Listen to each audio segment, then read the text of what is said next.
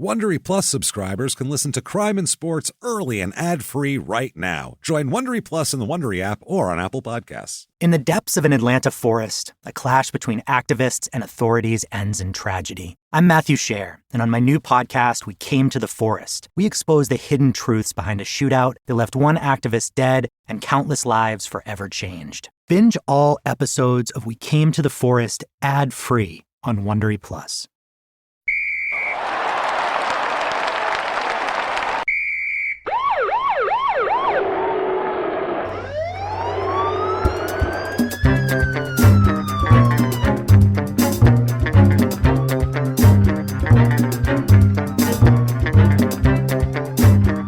Hello, and welcome to Crime and Sports. Yay!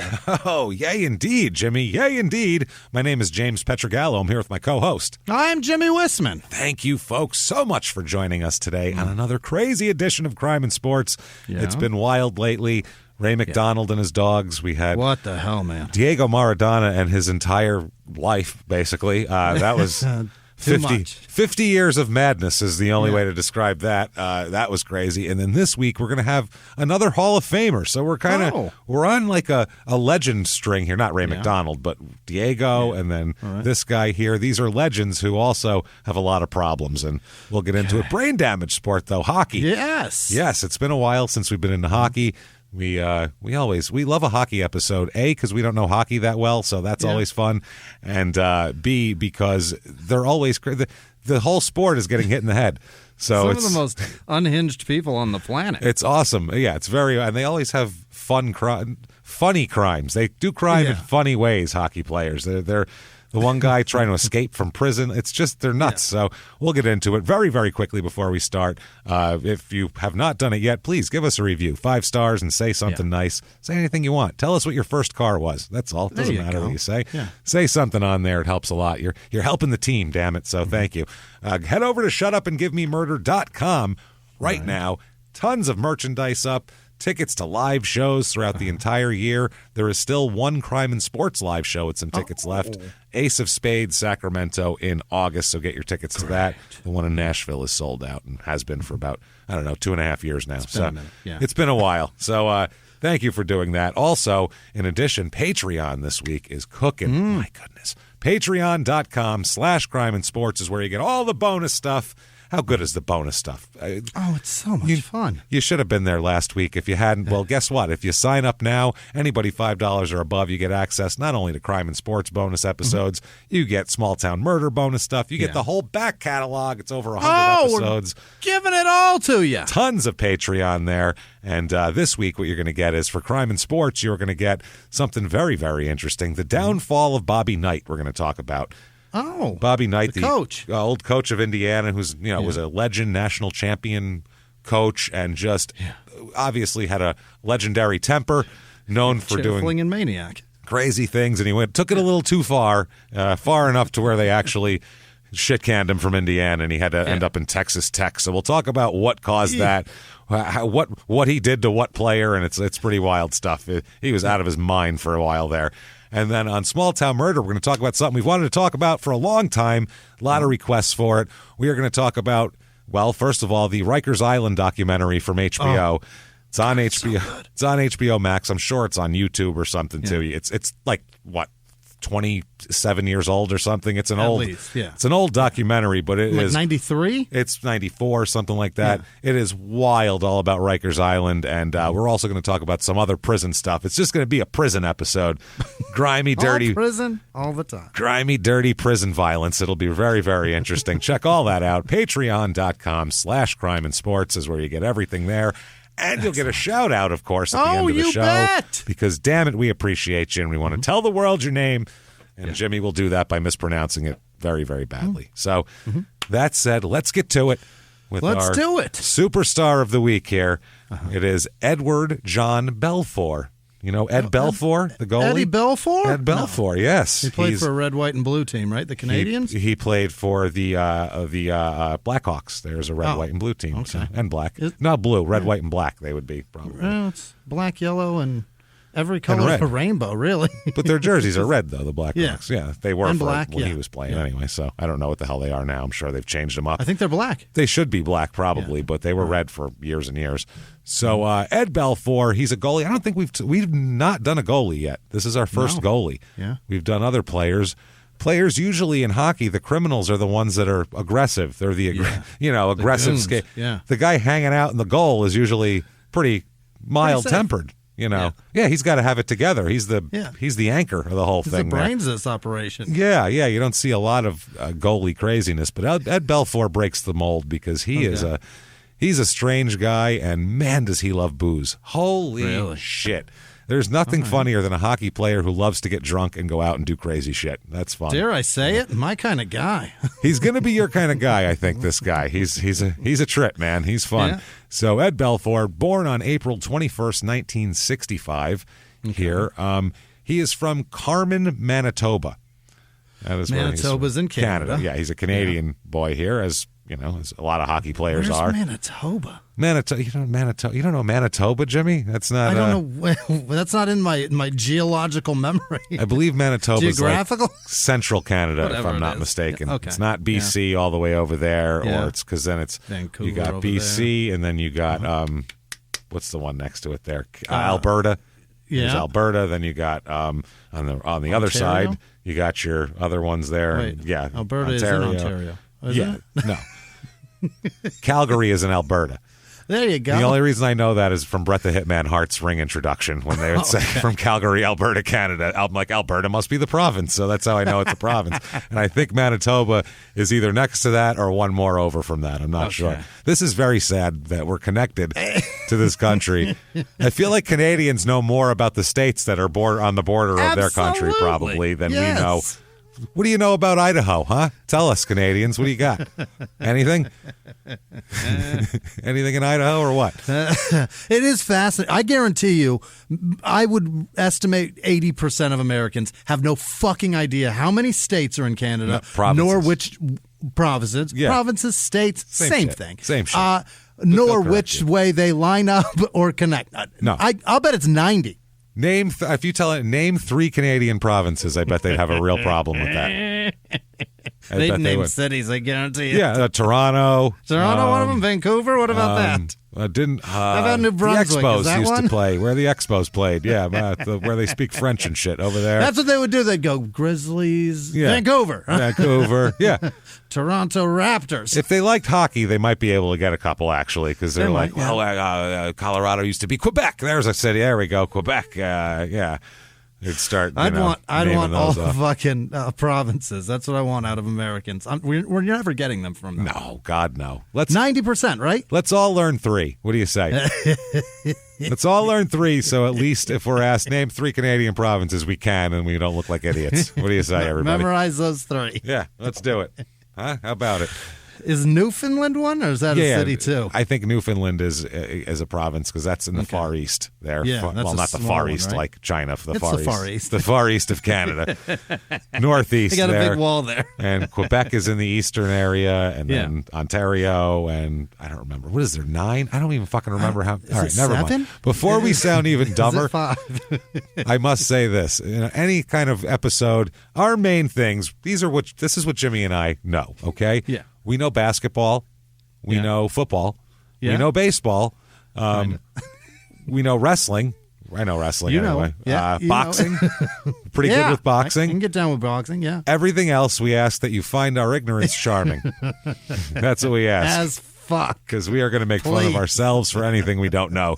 We'll never say something and then blow by it like arrogantly, like, well, that's obviously that. We don't know, and so we'll tell you. I will tell you this. There's not a country on earth I'd rather live than Canada, and I still know nothing about it. Why do you want to live there? That you don't even know. Just because it sounds and looks fantastic. Well, it looks very clean. That's what I always...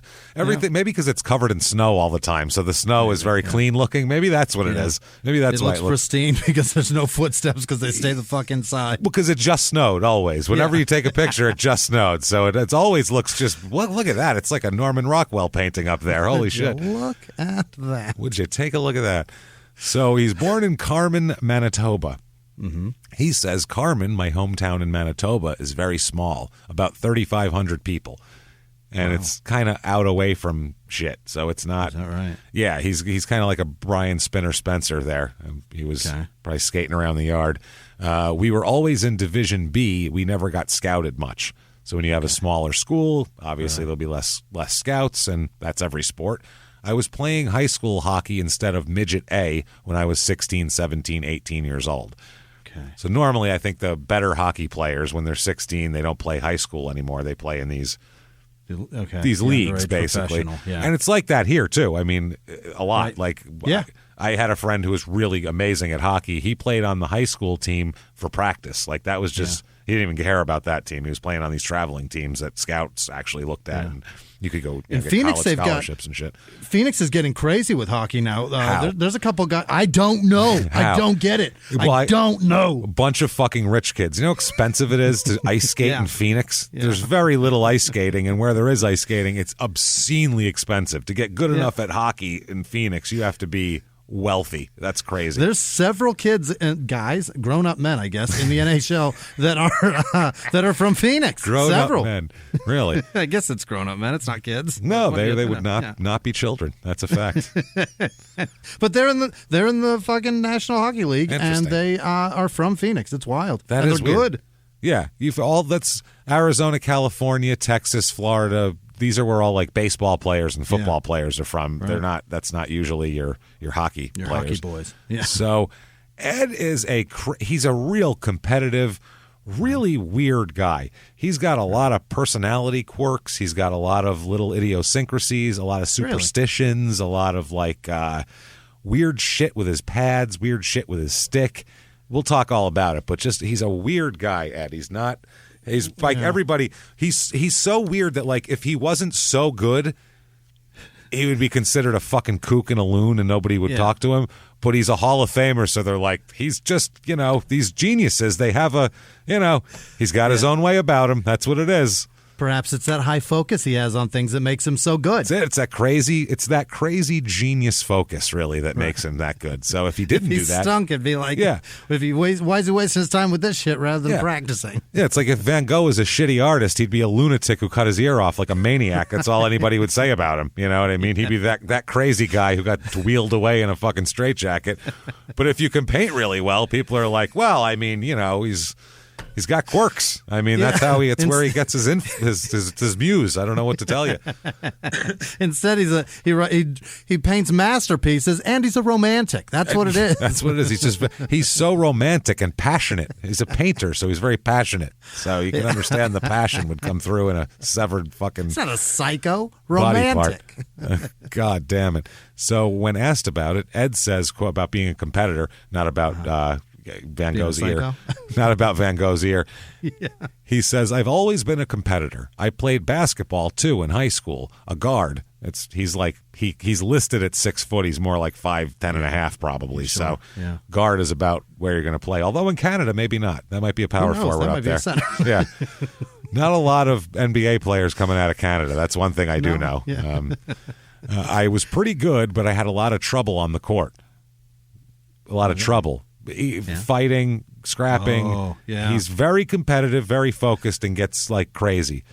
There's one time when he freaks out on the ice and he's just beating the crossbar of the goal with his fucking stick, and nothing's breaking, so he goes over and he rips off the I think it was the light, the goal light thing, like ripped that, beat the shit out of that till it finally broke off, and he threw it like he's a fucking, for a goalie, he is really hot-tempered. He really is. Like, I wonder if that's how Happy Gilmore got his idea for being a lunatic. Do you know what I mean? Like, to write the movie. Well, there's other hockey players, I'm sure, that are like that? Yeah, we had crazy. They just snap? Yeah, even remember Steve Durbano, he was nuts. We had some players like that who were just considered fucking crazy that were not goalies. But for a goalie, he's considered extra crazy. Extra, yeah.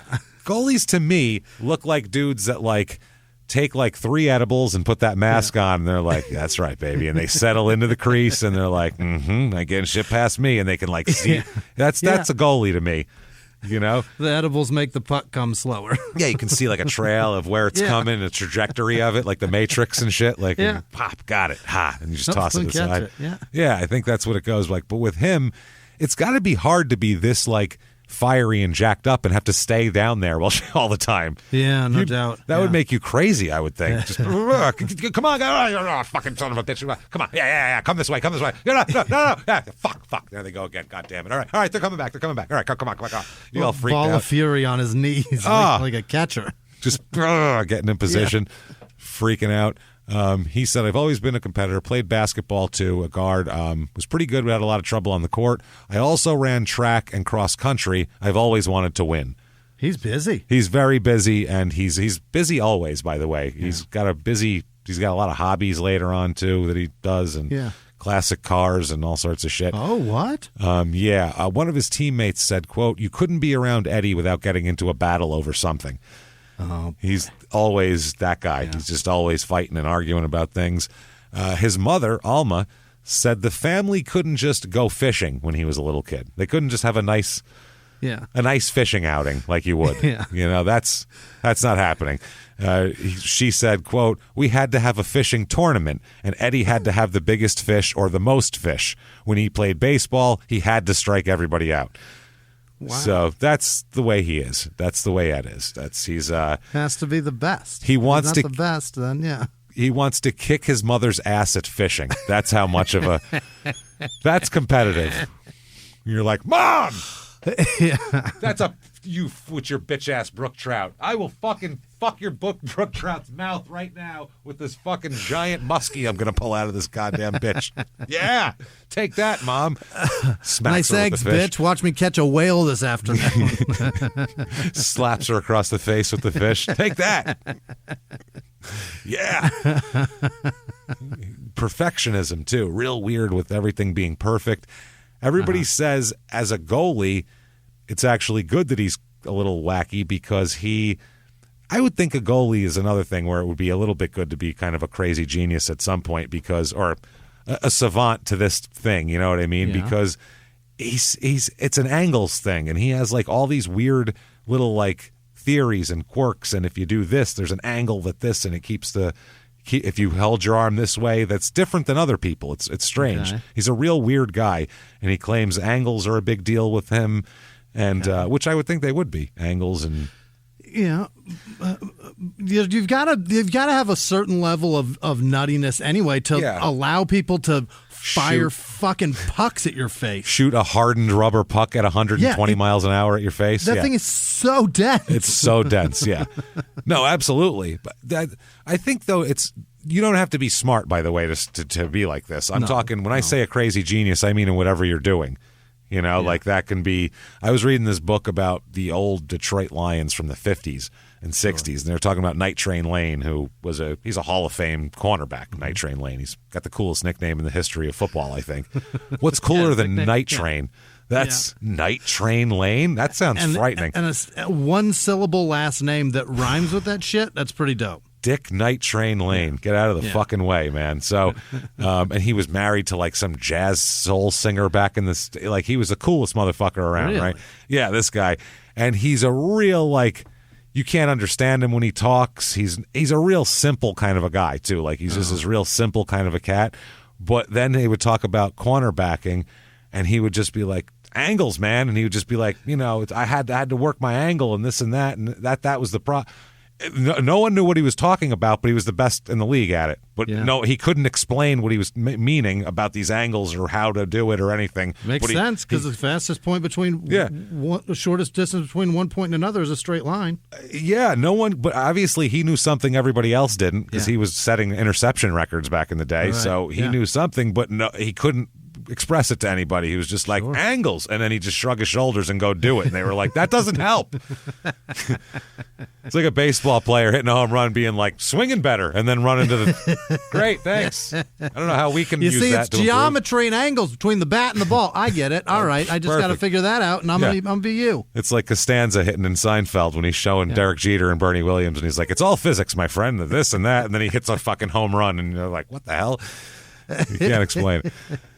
So he ends up playing for these, I guess it's the midget juniors. It's MJHL. So I think this is where he plays there. This is at 18, 19, and 20 years old.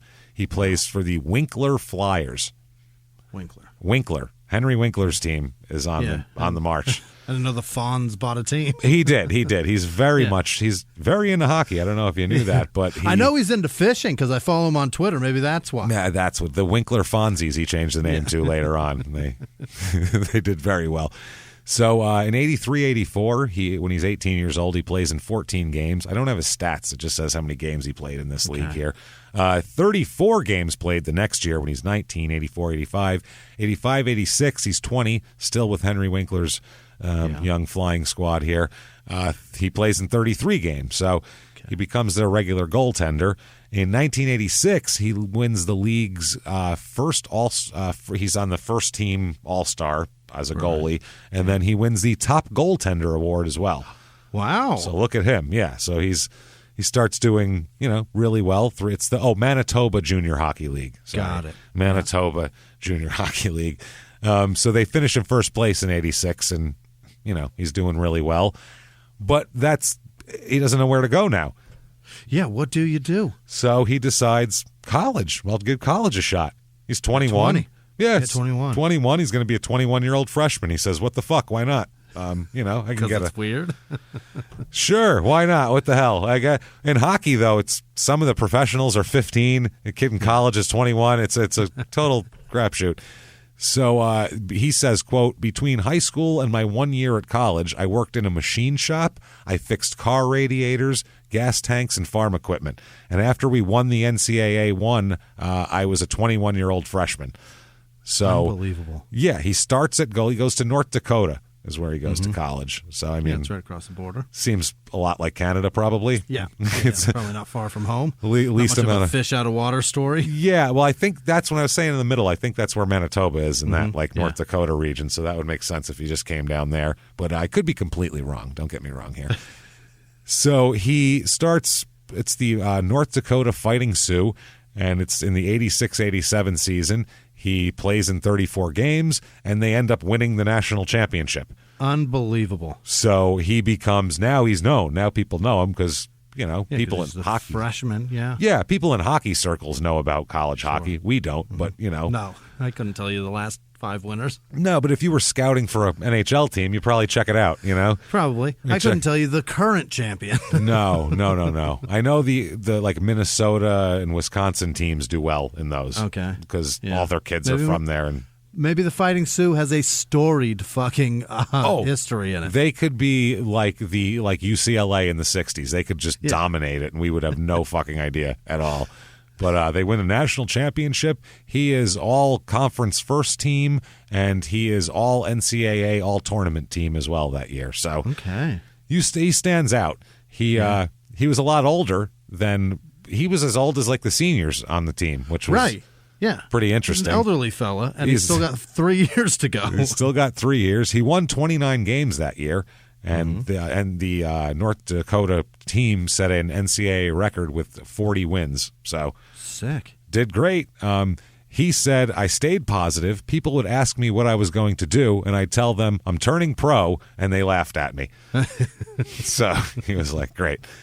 So, and he's not drafted by the NHL that year at all, even though he's a top goaltender. He declared for it? You don't have to declare for it. They just draft. They'll draft you out of fucking 8th grade in the NHL. Yeah. They'll draft you out of fucking Jiffy Lube. Let's go, bud. Don't care in the NHL. Yeah, if you can play, you can play. Yeah. So September 25th, 87, the draft is all over with and everything like that. He ends up signing a contract when they're just taking a flyer on him with the Chicago Blackhawks. Yeah. So good for him. He signs with the Blackhawks, and he plays a couple of years here in the International Hockey League. It's the minors. He plays for Saginaw, the Saginaw Hawks, for 2 years. It's Blackhawks minor league team. Yeah. Does pretty well. They like him. He plays in 88-89. He plays in 29 games. He's doing pretty well. And his first year, he's on the first. He's the rookie of the year in the IHL. So is that right? I mean, that's good. I think. Yeah. Rookie of the year, and he's the first all-star team, first team as well. So would you call this just natural, raw, fucking gifted talent? Because he comes in as he doesn't know loss yet. Goalie is one of those weird things. Like, you can just have some weird talent for it, and you have to have a certain physical stature for goalie and things like that. But there's no. Like, you can't, in the NBA, you're either gigantic and incredibly physically gifted, or you can just jump through a ceiling. Like, there aren't, you know what I'm saying? Like, these guys are like the 70s fat catchers of like in baseball, of hockey, and sometimes they can just hit the shit out of the ball. It's just one of those things. You don't know why. Remember the fat kid in Little League? Yeah. Who was terrible at everything, but Jesus Christ, when he ripped into a fucking ball, it was gone, you know? One of those. Yeah, I mean, our high school had a stumpy little kicker that was fat as shit for our football team, and he just kicked field goals all day. Unbelievable. Yeah. 40, 50-yard field goals in high school. It's I don't know what happened to the kid, but he's working at Jiffy Lube, I think. Yeah. I think he's at that Jiffy Lube replacing Ed Belfour when he leaves. So he's, I don't know if, I think goalies are a weird breed. They're like this strange enigma of people. They're behind the mask. Nobody really knows shit about them. They're weird people. Don't even know what they look like. Don't even know what they look like. Yeah, that's what I mean. They're the least seen, mysterious back there. It's least seen, most important. Oh, Christ. If a goalie sucks, it doesn't matter what the rest of the team's doing. Right. It's bad. Yeah. So I guess they're kind of like pitchers in that way, where they can be they have a weird talent for this weird thing, and they're super important, but they're not, the same. As long as the team can muster one goal, if that goalie is unbelievable, it's fine. It's fine, yeah. Well, 88-89, he ends up going up to the Blackhawks, and he's a rookie on the team here. This is not a very good team, but this is so weird about hockey. They have such a huge playoffs, and this is before they expanded again. So a lot of teams making the playoffs and not a lot of teams. So a team that goes 27-41-12 can make the playoffs. Stop that. They made the playoffs. Even if you add their ties, to their wins, they're still not at 500. So you literally win 30% of your games. You make it in. You make it in. They got they beat Detroit in the first round. So not Hockey bad. Town. Yes, 4-2. Then they win in 5 games over St. Louis in the divisional round. Shit. Go all the way to the conference finals here and lose to Calgary 4-1. Okay. So there you go. Which is in Alberta. In case you didn't know. That was my team on Gretzky hockey. I loved that team. Oh, man. They were good. I loved the Flames, man. The 93 Sega Genesis NHL hockey is the one I played all the time. It's so Were you great. the Flames, too? No. The Flames were good. Vancouver was decent, and they had a couple of good players. And then there was obviously your Pittsburgh, because you had Lemieux and some guys like that. But I remember Detroit was also pretty decent on that game, if I recall. The Devils weren't bad either. That's New Jersey, right? Yeah. Jersey. That's Jersey. So that was the last one where you could fight, and then they would bleed on the ice and kick their arms and legs. That was great. Just terrific. So that's why I know a lot of these guys' names from this early 90s hockey. I'm like, I recognize these names because I played that video game all the time. I know this. So Chris Chelios on this team. Yeah. It's so funny when you look down the roster, they have the flag of their country of origin next to them. And it's just Canada, Canada, U.S., Canada, Canada, Canada, Canada, Canada, Canada, Canada, Canada, wherever the fuck Dominic Hasek is from. Canada, Canada, Canada, Canada, Canada, Canada, U.S. It's just all Canadians. Yeah. So Chelios is on this team. The captain of the team is Dick Graham, who's this. I think that's the same name as the announcer for the old Philadelphia Spectrum WWF shows that were on Prism in the 80s and shit. I think that was Dick Graham, the guy who would go woo all the time. Oh, woo! Dominic Hasek on this team as well. Okay. So they have 2 Hall of Fame goaltenders on this team. Neither of them are shit at this point either. They're both just like a couple of hopefully somebody will work out kind of a goaltenders. They're both young. Unreal. Yeah, I think Hasek is 26 and he's 25. So, I mean, they're... Where did Hasek end up going?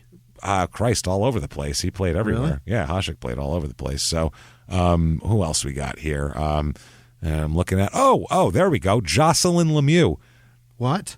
Another Lemieux, Jocelyn, who was a man. That, I actually looked it up. I'm not going to take any more shit. That is Claude Lemieux's brother. I know that for a fact. That is Claude Lemieux's brother, yes. Okay. That's his actual brother, not married. Jocelyn. So. Jocelyn. This is my brother, Jocelyn, exactly. Yes. Well, they're French. What do you want?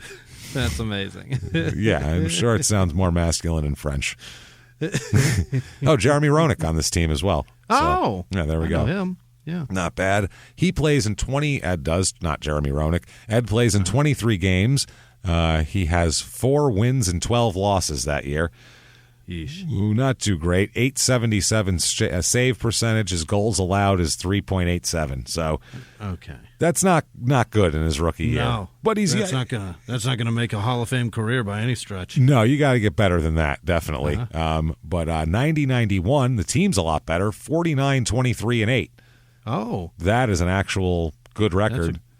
That gets you to the playoffs, where you lose in the first round in 6 games to the non-existent anymore Minnesota North Stars. So there you go. Oh. Yeah, now that is obviously the Dallas Stars. They moved down there. A lot of movement in the 90s in hockey. Have you ever gotten a message out of the blue? Maybe you ignore them. Or maybe you end up in conversation. Maybe they tell you about an amazing offer. I can really show you how to make some money. And maybe that gets you into a lot of trouble. But this isn't a story about people like you, the people receiving these messages. This is a story about the people behind the messages, on the other end of the line. Thousands of them, working in a microcity built for scammers. From Wondery, the makers of Dr. Death and Kill List, comes Scam Factory, a new series about survival at the expense of others.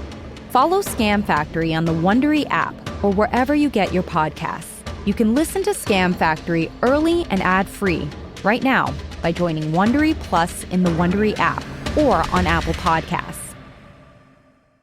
In the 1980s, a rosé swept the country. Hey, Mike, I really like this White Zinfandel. Well, good. Now put it down. I'm going to try another one. White Zin became America's top-selling wine. But most don't know that this sweet drink has a sour history. What began in 1986 with counterfeit bottles. A big fraud, a multi-million-dollar fraud. Sent investigators chasing one of the most powerful families in the business, the Licciardis. But the closer the feds got to them, the more dangerous things became. It's a story of deceit. At the time, I was paranoid. Threats. You touch my kids, I will kill you. And murder. With a .22 caliber bullet to the head. What started with a scheme to mislabel wine spilled into a blood-soaked battle for succession. Welcome to Bloodvines. You can binge listen to Bloodvines exclusively and ad-free on Wondery Plus. Join Wondery Plus in the Wondery app, Apple Podcasts, or Spotify. This year, though, he's kicking ass. He plays in 74 games, which leads the league for goalies. He has 43 wins, 19 losses. He has 1,883 shots against, 1,713 saves, a .910 save percentage. His goals per game is under 2.5. Wow. Now we're talking 2.47. Yeah, now he's doing really well. He wins the, Jesus Christ, I remembered all these. Okay, the Vizina Trophy, the Vagina Trophy. The Vagina Trophy is the best goaltender in the league. That's the Vagina. Right? That's the Vagina. So that's the big vag you win for that. You're the big vag. You're the big vag. He's also an all-star. The Jennings Trophy, is that the one for the least goals allowed, or is that the one? Is that the Rookie of the Year? But then he won the Calder as well. I think that's the Rookie of the Year, the Calder. Okay. Hold on. You know what? I'm going to look in the next one to see. Yeah, I think that's a. Yeah, no, the Jennings is the lowest goals allowed. Okay. Or the highest save percentage, one of those fucking two, whatever it is. But the other one, the Calder, is the Rookie of the Year award. So he's literally the best goalie in the league and Rookie of the Year. And a Rookie of the Year. And he's third in the Hart Trophy voting, which I believe is the MVP of the entire league. So unreal. That's that. So, yeah. great fucking year. So he's playing well. Things are going well. He bursts into the league. No, I mean, he's a 21-year-old freshman. That didn't seem like it would be feasible. He wins a national championship. He says he's going to turn pro. People laugh at him. He's undrafted, becomes the best goalie in the minors, comes up. Right. He almost wins the MVP of the whole fucking league. He's the best goalie. He's kicking ass. He's doing great. You can't fucking beat what's going on with him. He's got a legend of his a legend in hockey, a legendary goaltender that he actually really looks up to a lot as well. Sure. Who says very nice things about him as well here. So who's that? That's nice. Oh, Christ. Sorry. Vladislav Tretiak. Fuck. Oh, people are gonna Tretiak. be like, oh, we know that guy. I don't know who that is. I don't have a fucking clue. I don't know. He seems like a Russian man from the 60s, and I don't know 60s hockey that well. Apparently, he was saying that at Belfour, he said that, quote, the first time I saw him in 1990, Belfour played for Team Canada, which we'll get into in a second, too. Team Canada invited me for a promotion game, Soviet Union against Team Canada. I watched the game. I see how he approached it. Some goalies asked me, what do you try to do? Why? I don't know why. It's either you know or you don't. Eddie knows. His approach is one goal against is too many. That's what I mean. It's you can't remember the game. It's angles. I don't know. I can do it and you can't. That's just what it is. It's how can fucking Mozart play like that? He doesn't know. He just can. It's one of those fucking things. The point is, I can't let you score one goal. That's it. That's too many. Yeah. A great comedian, I can't tell, not me, but a great comedian would say, I can't tell you how a fucking joke is written. I don't know. I do it. This is the way I do it. You got to have your own This is thing. what I say, and they work. That's all I know. I say that too, but I'm not a legendary comedian. This guy's a legendary goalie, so that's what I mean. He's there you go. So that's what I mean. He's got his own weird thing, and he's got weird quirks.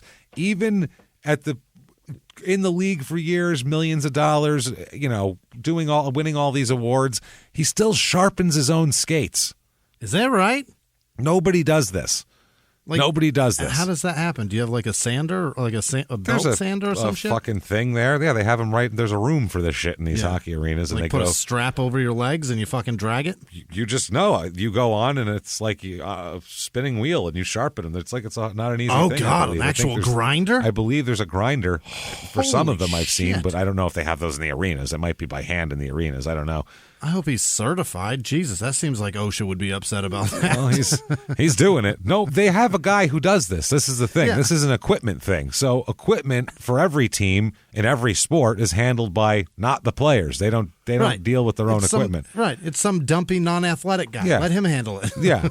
There's not fucking Steph Curry doesn't come off the court and make sure all the balls are inflated to proper things and pump them up for tomorrow. Like, that's not what he does. It's not his job. He doesn't re-sole his fucking shoes after every game. Absolutely not. No, all of these, your cleats in baseball, they have guys who take them off, put new cleats on, do all this shit. None of this is the guys doing it themselves. He's also crazy about his equipment. Crazy about pads. He wears this old crappy glove that he insists on fucking wearing, and because it's comfortable for him. He wears these pads that are fucking weird because they're comfortable to him, and I think it's superstition.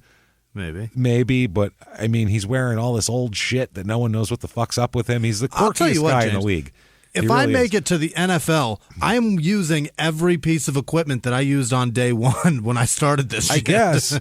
Unless I started in Pop Warner. Yeah, I don't think it works that. I mean, guys have certain shoulder pads they like and stuff like that. I know that, guys will have certain ones that they're partial to or whatever, but apparently this is not normal for hockey, like the level he goes to. Hockey, your pads need to be replaced all the time. It's just the way it is. They get stinky, they break down, they're not great. They're like a pillow. He wears them anyway. Like, he just doesn't care. Refluff them or some shit?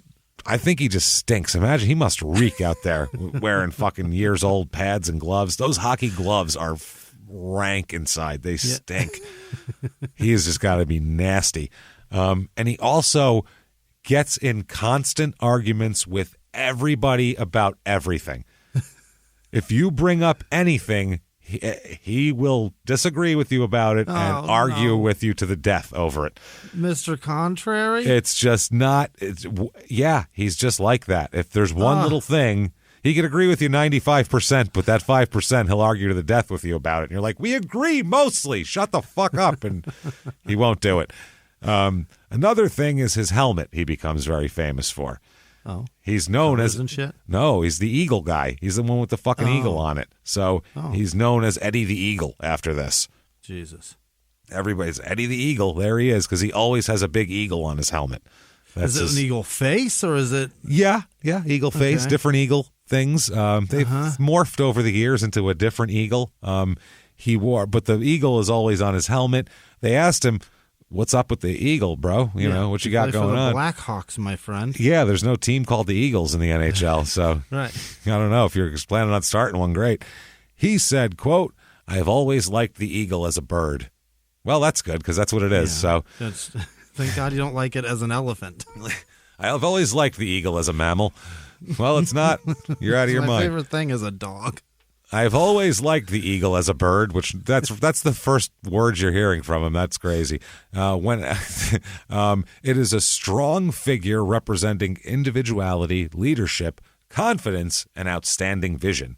Its hunting and aggression are characteristics I admire. So I was thinking of what I wanted on my mask. The eagle was a natural choice.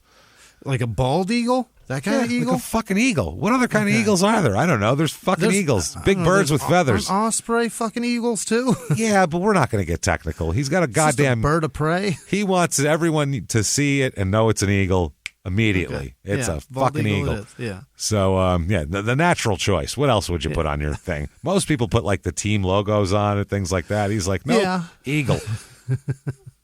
Eagle. It started out as like a rough-looking eagle, and then it became like a kind of a militaristic-looking eagle in Dallas. Kind of a weird, it's the only way I can describe it. It looks like it would be like the logo for a branch of the military or something. It's really, it's kind of aggressive, and and it always has like the team colors on his chin. He like the chin guard deal. Yeah.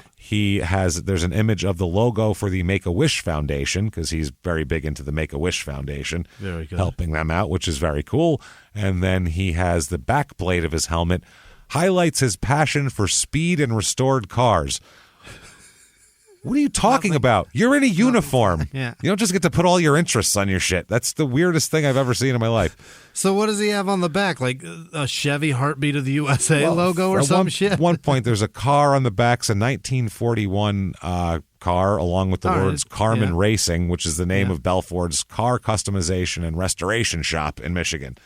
Oh, so he gets free advertising for his fucking shop? On the back of his... If I'm the Blackhawks, I'm like, no, we're paying you now. Yeah. Right. We're paying you. You pay us for that ad placement. Let's say, buy an ad in the arena if you want to buy an ad, but otherwise, what are we doing here? So, but the Eddie Eagle thing, that's Belfour's coach, Mike Keenan of the Blackhawks, saw him with the Eagle helmet and named him the Eagle. So, okay. From then on, he was the Eagle. He wins the gold medal in the Canada Cup as well. Really? Here. So, with the Canadian, I don't know what team. The Canada Cup is a bunch of Canadian. Canada national team, right? It's the Canada Cup. It's the Canada Cup he wins, and wins that gold medal, but didn't play at all. So what? He was on the team, but didn't play. But, hey, you got a medal. Good for you. I see. Yeah. Yeah, I don't know what's going on there. So, March 1991, he was trying to reach a record for victories in a season for the Blackhawks. He was trying to tie it. So, already... And he was going for his 38th victory, but instead he ends up setting a different record that night, which is the club record for most penalty minutes by a goalie in a season. What? This is what I'm talking about. Yeah, goalies don't get a ton of penalty minutes. Right. That's what I was going to say. What, 1 minute? What did he get? Once in a while, they'll get in the mix of a fight or something like that, but most of the time it's just you're not bumping it on people that much, so you don't get that like, oh, I'm going to get you motherfucker shit talking back and forth. Yeah. Guys come in real quick and then they're gone. Like it's a different thing. So he received 10 minutes for a gross misconduct. That came this was after the game, by the way. He got a 10-minute penalty after the game. Going into the next game or what? Yeah, they lost 5-3 to Montreal, and he, after the game was over, got into a huge argument with referee Dan Morelli, and they fucking argued and all this type of shit. The previous Blackhawk goalie penalty record was 26 minutes. Holy shit. That was the record, 26. That shows you how little goalies end up in the penalty box. That was the team record. And he got how much? He had more than that there. At this moment in time, in March, he had 32 minutes. So it's a lot. More, and they say the majority of it is all temper. It's all temper things. It's, him freaking out. Yeah. And he said, well, that's how I am. Quote, when I was 12 years old, I used to get thrown out of games all the time. It was really bad. Yeah. So basketball, hockey, you sensing a pattern here? Yeah. Arguing, wants to fight his mom over who had the biggest fucking crappy. Willing to throw down on a bass tournament with his mom. Yeah, this is really fucking weird. So he, back then he played center in hockey, and he was very angry, and he said that he's not going to not have physical play just because he's in the goalie crease. That's bullshit. Yeah. I'm still a hockey player in this goalie, in the goal here. He says, I'm a competitor, and it gets intense out there. Well, there you go. That's what he does. So he accumulated 12 minutes in roughing penalties, 2 for high sticking, 2 for elbowing, and the 10-minute one for gross misconduct. Those are his penalties so far. They're wondering if he's going to be suspended for arguing with a referee after the game. And the Hawks senior vice president said he won't be suspended. He may get a bigger fine than the normal automatic $100 one that goes with that penalty. Okay. That's it. Apparently, though, it was a real this guy, by the way, the Hawks senior vice president, Bob Pulford, hair white as a helmet, it's got to be, because he blamed the breakdown in the security at the arena for this. Not the fact that his goalie went and fucking accosted a referee after the game. Where's security to stop him? They should be protecting the referee from my psychopath goalie. Duh, Jesus Christ. I mean, we should know that. Referee should have stopped Ron Artest for going into the stands. Yeah, that's and fucking... security. Where were they at? Well, this apparently happened in the officials' room in the arena. Like, they have their own little dressing room. He went in... Oh, then yes. Afterwards, and they said... He went into the judges' chambers? Yeah, he said there's a guard outside the officials' door in every NHL arena who's supposed to bar admittance to anyone but authorized personnel. Right. But if one of the players bursts through, who knows how they're going to handle that? You know what I mean? Yeah. They work at that fucking arena. You don't want to fight with the goalie. You'll probably get fired. So, I don't know. The Gary Meager, who's the NHL executive director of communications, he said players have been suspended for gross misconducts, but they're going to review it and all that. He doesn't get suspended. It's fine. So, next up, 91-92, the Blackhawks are 36-29-15, and they go to the playoffs again. They beat St. Louis in 6 games in the first round. They sweep Detroit in the second round. Oh. Then in the conference finals, they sweep Edmonton as well. Uh-oh. That means they're in the fucking Stanley Cup. Stanley Cup finals against the Pittsburgh Penguins. Mario Lemieux and that 90s Penguins team, and they get swept by the Penguins. So that's that. Yeah, done and done and done. So he does fine, though. He has 52 games played. 21-18 is his record this year. He has 2.71 goals allowed per game, and his save percentage is at 89.4 or 894. So it's down a little bit. Mm-hmm. He's 4th for the Vagina Award, though. So oh no, that's impressive.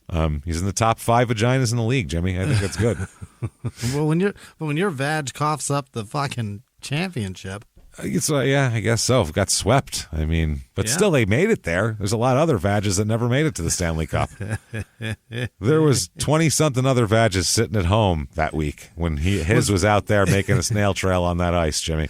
Was the best Vag playing for Pittsburgh that year? Had to be, right? Maybe. He might have had the best Vag, or you never know. There's Vages all over the league, Jimmy. That Canadian Vag, I hear, is really good as well. Yeah. There's a lot more Southern Vag than there used to be down there, so you got that. Out in L.A., there was good Vag, I hear. Terrific Vag, I've heard. The next year, New York had good Vag. I know the Rangers in '94 had good Vag, so you never know where it came from. I'm not holding anything back, though. Could be anything. I don't know. If I'm giving away the award for best Vag, it's got to be the team that scored the most and allowed the least. Well, I think it's a mathematical award, that one. I think really? I think it's a least goals against kind of an award. So I don't think it's like it's not a judgment award. It's there's the stats. You're 1, you're 2, you're 3, you're 4. Yeah. That's how that's how the badge award goes, Jimmy. There's least shots inside it. Is that what it is? Least shots slip past the goalie. It's exactly what it is. So that's the best badge. It's the best badge going. He keeps it tight, Jimmy. That's how it works. For the goalie who keeps it the tightest, Ed Belfour. So, this year. Such a dirtbag. I think he's an all-star. Yeah, he's an all-star, too. Okay. Yeah, so he takes an all-star badge. He's an all-star badge. I have an all-star badge, everybody. It is impressive. Let me tell you. So stops a hockey puck. It's impressive. Takes a licking and keeps on ticking, if you know what I mean. Oh, God. How many more vag jokes can we make here? Pretty gross. I think we have a lot left in our quivers. That's probably enough. I was going to say, maybe we'll save them for later because it'll come up again. It's not stopping. We're going to need it every year. He's going to be in the running all the time. So save your vag jokes for later. Right. Everyone, save your vaginas, please. So 92-93 Blackhawks. Yeah. They are 47-25-12. How about that? Good team. They have a new coach, Darryl Sutter, this year, and they go to the playoffs and get swept in the first round by St. Louis. So hockey has the most sweeps, right? That happens more frequently there than anywhere else, right? Yeah, I guess. I don't know statistically, but it seems like there's a shitload. It's more than in basketball. Basketball, everybody always seems to get one. Yeah. Like that home, they take two at home, and then you go back to your place, you take one, and then they win the other next two. In hockey, though, it's so frequent. Sometimes people bring brooms to the game to throw on the ice. You know what I mean? Mm-hmm. Like that's how frequent it is. I think also you're allowed to throw shit on the ice in hockey, which is also crazy. That is unbelievable. I mean, granted, most of the times it's pretty soft shit, like hats, but sometimes it's brooms. You couldn't allow NFL fans to throw shit on the field. There'd be fucking kids flying out there. Someone would throw their 4-year-old at a kicker who missed a fucking field goal in an intense moment of the game. You couldn't allow NBA fans to bring brooms to the game. They would bring fucking pusher brooms and whip that bastard out there. Some asshole would drive a street sweeper right onto the fucking floor. Well, imagine like when the Raiders played in Oakland, you allow that crowd to fucking throw things onto the field. Jesus Christ. They'd throw like Chiefs fans onto the field. It'd be a mess. Take this son of a bitch with you back to Kansas City. So this year, 92-93, he is dominating. 71 games played, 41 wins, 18 losses. He's crushing it, man. 906 save percentage, 2.59 goals allowed. He's got the most minutes of any goalie. Yeah. He's crushing it. He's an all-star. He wins the Vagina Trophy again. He takes home the Golden Vagina. The most prestigious Golden Vagina Award. That's tremendous. He is the big beef. Yeah, he's the big beef, and he takes home the Jennings Award as well, which I believe is the best goalie or some shit. Yeah. I don't know. That's the best save percentage. Right. The Vagina Award is the best goalie, I believe. That's the coveted one. That's the coveted. The Vag is the coveted award, and they vote to see who gets the Vag, too. You can't just hand that out. The Jennings is the one, I believe, that goes just by your percentages. That's how that works. You just hand it out to anybody. You got to be worthy of the Vag, Jimmy. Remember that one line? The world doesn't owe you pussy. You got to go out there and work for it, and that's what it is. You got to earn it. That goes for the Vag as well. Yeah. Got to earn that Vag. So he takes his golden Vag into 93-94. Yeah. Where they're 39-36-9. That is the team record. 87 points total for them. In the standings. Sure. First round they lose again to the Maple Leafs 4-2. So damn it. Got a lot of first round bouncings here. That's not great for morale. He has 70 games played, 37 wins, 24 losses. He seems to be doing pretty well. Same exact save percentage as the year before. So he has kind of the same kind of year. He's an all-star again, but he's 7th in the Vagina voting. Oh, no. So, yeah, he's dropped. I mean, he's he's so far back in line, it's not even worth it by then. You know what I mean? Yeah, 6 guys ahead of you. Oh, it's going to be a mess by then. You don't want any part of that. No one does. There's going to be Dominic Hasek's up there. Patrick Waugh is going to be doing weird French shit. You don't want any part of that. Oh, no. You don't want any part of that, man.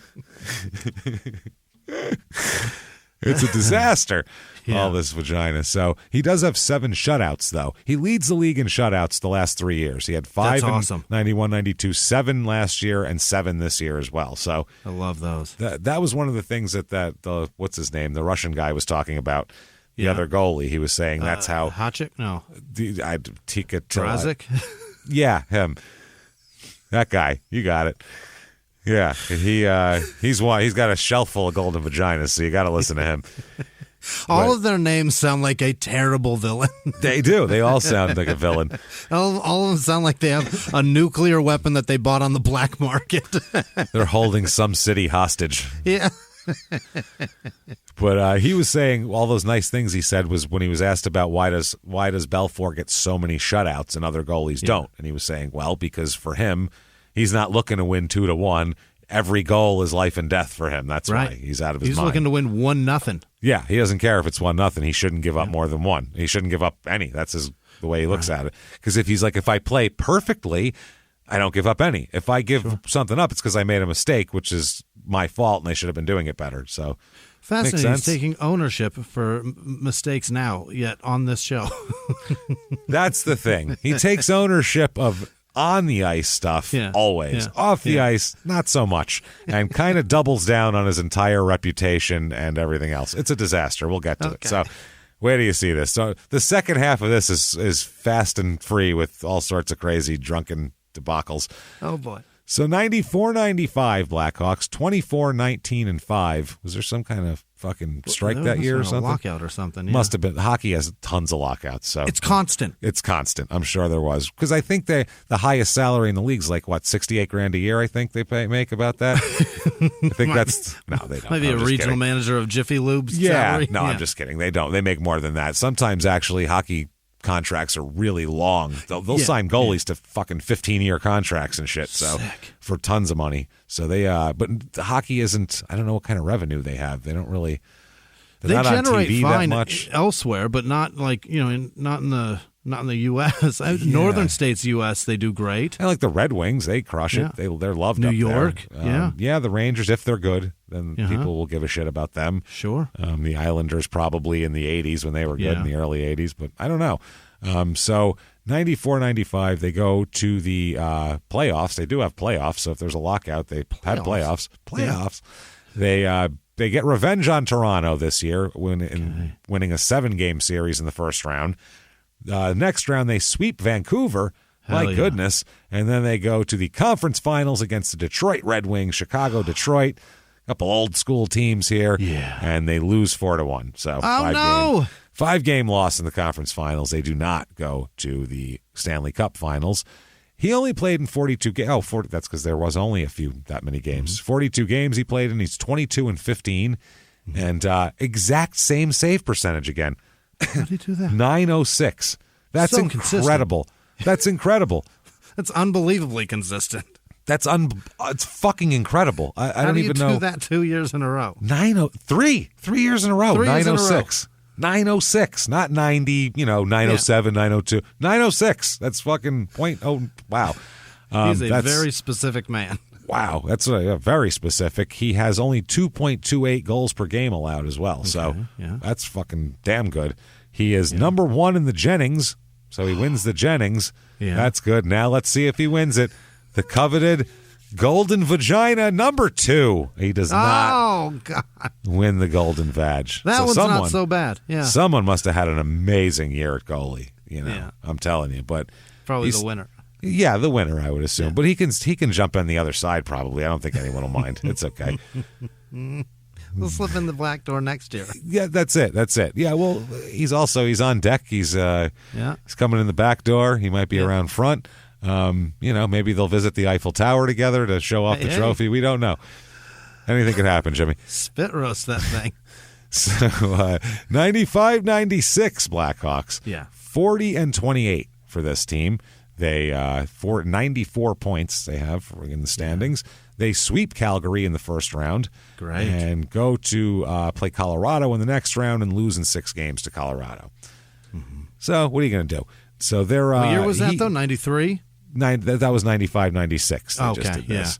So 95-96, they lose Colorado. That's when I think they had Patrick Waugh and all that too. So they were pretty good. The Avalanche was really good there for about 3-4 years. They were good. Well, they came from Quebec and just kind of they pumped money into them and made them a lot better. I remember that. Mm-hmm. So and Colorado embraced the shit out of them because it's a frozen thing, and it makes Colorado's sense. frozen as makes sense to have hockey there. Absolutely. Quebec had sweet uniforms though. That was a shame that Quebec went away. They're fucking the Nordiques. They were badass. They had like the baby blue. They had the fucking what's that thing? The French I don't know. Fleur-de-lis. Oh, Fleur-de-lis, yeah. Yeah, they had that on there. Fucking, but it was sweet. What the hell? Unis. What the hell is their mascot? What is that? They were the Nordiques. I don't know what the fuck that is. Is that it's a fucking French. boat? There's a Q in it, so it's definitely French, and I don't know anything about it. But they were the Nordiques. I don't know what the fuck that means. French Nordics, and that's like their mascot is just blonde-haired, blue-eyed, pale-skinned fucks. So they're like French Vikings, is what you're saying? I'm not sure. I'm not positive. Who knows? So anyway, January of '96, though, during this season, there's a new goalie around too. They got as a backup here, a guy named Jeff Hackett, and apparently, basically, Hackett's a younger guy coming up, and they're talking about how him and Belfour are gonna fucking play. And apparently, this guy had a real hot streak, Hackett, and kind of for a little while, because as we see, he only played in 50 games this year at Belfour. So they said Hackett kind of became equal co-starters. They weren't beautiful. Yeah. In hockey and goalies, you have to give them a night off every once in a while. So and rather than that, he was coming in and playing more and more, and it was like, that's really fresh legs at goal. That's awesome. It's awesome, but Ed's not real thrilled about it, I guess, to share the position. How am I going to get the vag? I can't get the vag. What, am I going to share it with you? No, the vag is a one-man operation, pal. I'm not doing it. So Hackett, though, the rookie here, he said, quote, Eddie's still our number one goaltender. He's the best in the league. I don't want him to slash my throat either, so with his skate. So that's another thing. So Belfour said, quote, Belfour's been doing, they said he's been nice to him, Hackett. He's not treating me like shit or anything. Yeah. Hackett said he's been very supportive. Deep down, he's really happy for me. He knows what I've gone through. Maybe he's even a little proud of me. He wants to kill you, probably, but he hates you, sir. Let's be honest. But Belfour says all the right things. He says, quote, I see how much work he's put into it, and that's where I come from. He's always asked me for advice, and I've always helped him. That's hard to find in professional hockey because you're competing for a position. So, you don't see that in a lot of sports, honestly. No. When you think like, if you like football and your football team drafts a rookie quarterback and you have a veteran and you're like, oh, good, he can learn under this guy. Yeah. No. That guy won't talk to him. He's not teaching him shit. Yeah, they're not friends. Not teaching him a fucking thing because he's trying to take his job. So why the fuck are you? That's the thing about that. Yeah, in all sports it goes for that. Yeah. Very strange. It's a very weird. They're in a very specific competition with nobody else. It's a two-man run. Exactly. And the winner gets the place. That's it. Honestly, the one where it's a little bit different is baseball, because in baseball you will have your whole lineup will share hitting tips and pitcher tips on the pitcher and shit with each other because they're playing different positions, so they're not in competition with each other. They're starting lineup, so they all help each other out, and it's relevant. Like a goalie can't give a left wing advice because they're not the same position, but a left fielder can give a first baseman advice on a pitcher, no problem, and how he's pitching and how to hit him. So it's a little easier. But these other sports, it's just fuck you. I'm not talking to you. Do your thing. Do your thing. Yeah. In the 1980s, a rosé swept the country. Hey, Mike, I really like this white Zinfandel. Well, good. Now put it down. We're going to try another one. White Zin became America's top-selling wine. But most don't know that this sweet drink has a sour history. What began in 1986 with counterfeit bottles. A big fraud, a multi-million-dollar fraud. Sent investigators chasing one of the most powerful families in the business, the Licciardis. But the closer the feds got to them, the more dangerous things became. It's a story of deceit. At the time, I was paranoid. Threats. You touch my kids, I will kill you. And murder. With a .22 caliber bullet to the head. What started with a scheme to mislabel wine spilled into a blood-soaked battle for succession. Welcome to Bloodvines. You can binge listen to Bloodvines exclusively and ad-free on Wondery Plus. Join Wondery Plus in the Wondery app, Apple Podcasts, or Spotify. Behind the closed doors of government offices and military compounds, there are hidden stories and buried secrets from the darkest corners of history. From covert experiments pushing the boundaries of science to operations so secretive they were barely whispered about. Each week, on Redacted, Declassified Mysteries, we pull back the curtain on these hidden histories. 100% true and verifiable stories that expose the shadowy underbelly of power. Consider Operation Paperclip, where former Nazi scientists were brought to America after World War II, not as prisoners, but as assets to advance U.S. intelligence during the Cold War. These aren't just old conspiracy theories. They're thoroughly investigated accounts that reveal the uncomfortable truths still shaping our world today. The stories are real. The secrets are shocking. Follow Redacted, Declassified Mysteries on the Wondery app or wherever you get your podcasts. You can listen to Redacted early and ad-free right now on Wondery Plus. So, I don't know. This guy stepped up and he was doing really, really, really well. And there was a lockout that year. And he said, I think the lockout helped him, Hackett, the new guy. He said, I needed a break from hockey. I wasn't happy with not playing, and I wasn't happy with my own game. Just to get away from it and help coach a high school hockey team, I found out hockey was supposed to be fun. Yeah. He said, I worked hard on my conditioning and techniques during the lockout, and I came back a refreshed person. Okay. And he said also that he's borrowed all of his techniques from Ed Belfour. Basically, he's been trying to imitate Ed Belfour. That's all he's doing. I mean, yeah. If you're a shooting guard, you're imitating Michael Jordan, so it makes sense. Yeah, that's true. And it's nice that Ed's nice to him. Like in the NBA, sometimes a team won't draft a guy because, well, maybe not now so much because everybody's friends with the other team. For Christ's sake, never mind the guys on your team. But like in the 90s, they'd have a guy and they go, oh, no, that guy will eat him up in practice. He'll never want to play again in 6 months. We can't draft him. That guy, they'd say that about rookies all the time with the Bulls. They can't draft anybody who'd be under Jordan because Jordan will just ruin them in practice. Destroy them, yeah. On purpose and just they won't even want to play ball anymore in a year and a half. So they're like, fuck it. So that's why you never had any good fucking like scorers being drafted for the Bulls around when Jordan was there. Because he would crush him in practice, but this is different. That's why they drafted Corey Blunt. He's a forward anyway, but they drafted, they got like Randy Brown and guys like that who weren't threats to Jordan, or who Jordan wouldn't eat up for trying to be like him. So the Hackett says, I've been able to watch Eddie for 2 years and see the different techniques he uses to stop the puck. It works for him, and shoot, he's won 2 vagina trophies, so I'd better watch him and try to incorporate some of it into my own game. Yeah. I'd like my own vagina, please. Please. So this whole deal, the next year, 96-97, he ends up getting traded halfway through the year in January. What? Starts in Chicago, and because this other goalie's playing so well, Belfour becomes an expensive luxury. Oh, yeah. Is what it is. And he's, the other guy's younger, and that's how it works. So they trade him to San Jose. Oh boy. Put on that teal, buddy. Yeah. Get up there and... that how place different is such that? A tease. Well, how different is that? Yeah. Chicago, Blackhawks, old time, original, all this old hockey tradition and the fans that have been generations, they've been watching it, and then San Jose. Yeah. A little different. Going to send you to California. Not that California. No. Over there. But this he may love this like you and I would probably love this. Yeah, it's nice. Hoodies and jeans on the beach is fantastic. It's great. But wear this teal is kind of embarrassing. So we're going to give you black and silver and teal. Teal. What do you think of teal? So he's traded to San Jose for Ulf Dahlin.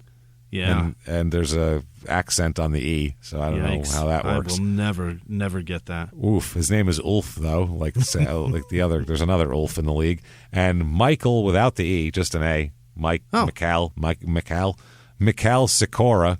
I'm sure he's not from. I'm sure he's good. From North America. And Chris Terreri. So he's traded for 3 players, which seems pretty cool. After he's traded for 3 players, he, at the end of the season, he does not re-sign with San Jose. So he's like a rent-a-player. No kidding. Yeah, it looks like maybe they were dumping. Here again. Yeah. That's it. So he signs as a free agent with the Dallas Stars. Uh-oh. Yep, goes down to Dallas. And they have quite the team down there in Dallas. 97-98. They go, what are they, 49, 22, and 11, 109 points. Yeah. Damn good. They beat San Jose in the opening round. Oh, it's gotta feel nice. Sting. Yeah. Take that in 6 games. Then in 5 games, they beat Edmonton in the semifinals. Conference finals, they're against Detroit, and they lose in 6. So, damn it. Yeah. Damn it. Can't get over the hump. But showing. It's a good showing. For him, 61 games played. He has a .916 save percentage, so he upped his game even that year. 188 goals per game, against allowed. That's wild. That's under 2 a game. That's crazy. That's so good. But not good enough to win him the coveted Golden Vagina. He is what the fuck? He's 4th. I don't know who was having better years. 4th. Who else? Who was more golden than his vagina? I don't understand. Was the league stacked with big pussies that year? I think it was stacked with a bunch of guys who had very tight records. I think that's what it was. They were known for keeping a tight goal. It was a rise and shave around that time. Well, that's what it is. There was no room around him. He couldn't squeeze anything in. It was really keeping him nice and tidy back then. Tidy and tight. That's how it works. And he's 15th in the Hart Trophy voting, so there's that. 98-99 for Dallas. This is they're 51, 19, and 12. 114 points. That is crushing it. They go to the playoffs. They sweep Edmonton in the first round. They beat St. Louis in 6 in the conference finals. Then Colorado, or on the semifinals. Conference finals, Colorado. It goes all 7 this time. Wow. And they beat Colorado here. How about that? Go to the Stanley Cup finals against Buffalo. Yeah. There we go. Buffalo. That's another good uni. Yeah. Oh, they got cool Sabres unis. Are cool as shit. It's a good blue. And that yellow with the blue. That's sharp shit. Such a big logo on the chest, too. Yeah. It's fucking huge. It's sharp. Those are sharp. They win the Stanley Cup finals in 6 games. How about that? So he gets his title here. Look at him. Yeah. He is the champion. Doing very well. He played in 61 games, had a 199 goals against, so kept it under 2. Yeah. Kept it nice and tight. See what I'm telling you? 915 save percentage. Mm-hmm. He's an all-star. And what is this? He's a 7th in the vagina voting, though. What? How can you win the I get that they probably do the vagina voting before the playoffs don't count like the MVP and other sports, but 7th? That's crazy. It's crazy, and he wins the Jennings though, so he gets that. He's gonna have to vajazzle this thing to win. That's what I mean. You gotta fucking spruce it up. Attention to it. I think you spruce it up a bit. I don't know what it is, but man, he's got how many? He's got 2 golden vaginas so far. That's not bad. Yeah. It's not bad. A couple second place finishes, not bad. So it's so cool for him he's the star goalie on the winning team, and like for a goalie, they have the most pads, helmet, you can't see them. They're just these little figures back there. He gets to be on an ESPN commercial. What? Remember how they would do silly commercials back then? With the linebacker, Terry, whatever the fuck? Well, they would do like the ones with like Mark McGuire looking for like one of the broadcasters, and he's like hiding under a desk, where it was like the sportscasters interacting with players in uniform. Yes. The players would be just like hanging around the office. These were a series of commercials for how the Stars spent their day with the Stanley Cup. So it was like those silly things. And for Ed Belfour, they had him on a on an amusement park ride, like the teacups almost, spinning around. Next to it. Yeah. He's spinning around on this thing, and there's two people dressed like they're officials of the NHL that are keeping an eye on the trophy next to him, and they look like they're going to throw up, and he's cackling and yelling, "Faster, faster!" So that's Ed Belfour. But he's a goalie that's on a fucking commercial. How many goalies are on national commercials? I'm going to say it. Stanley Cup champion, 2 golden vaginas, and on a commercial. Grace. This is Grace. Absolutely Grace. So Ed, though, says that now he's calmed down a lot. That's the thing. People are saying, what's up with new Zen Eddie here? He's lost his anger a little bit. His edge, Yeah, he's a different person. He's calmer. Everybody said he doesn't, he's not going to explode all the time. It's really weird. Is it just maturity? What's going on here? Is he on medication? What's happening? His coach, Ken Hitchcock, said he's calmer on game days, but that's about the only difference. He still carries an extreme personality that's based on his drive for competition. He's very demanding of himself and his teammates. Great. So when he gets in the crease, he's a little chilled out, though, but you don't want to practice with him still. Trust me. That's what he said. He's got intensity. Yeah, don't worry. He's still nuts, but he's just figured out how to not have a heart attack on the ice. That's all. So, yeah. He's the big shiny vag that's raging. He's big and shiny. Every month he's ragging. Just ragging. So they said that the calm has helped him in the pressure of the Stanley Cup Finals and all that. And he said, this is Hitchcock, the coach. I just think he proved to a lot of us that Eddie is Eddie. Wow, that's really profound, man. Yeah, Eddie's Eddie, huh? Is Eddie? Whoa, man. He might show things a little different now. There might not be the overflow of emotions there once was, but the Ed Belfour that is focused and determined and driven, that's the Ed Belfour we've always had, and that's the Ed Belfour we expect. You bet. Yeah, God damn it. The Stars strength and conditioning coach said, quote, he's an honest guy who wants an honest answer and gives an honest effort. And on that front, he hasn't changed a bit. I mean, he's calmed down some, maybe focused his energy better. So that's what he does here. They said he's doing good deeds for the team. He volunteered to help the Stars. Basically, he was supposed to have a night off because he had a long run. Yeah. But then another guy was injured, so one of their scorers was injured. So he's like, hey, I'll play.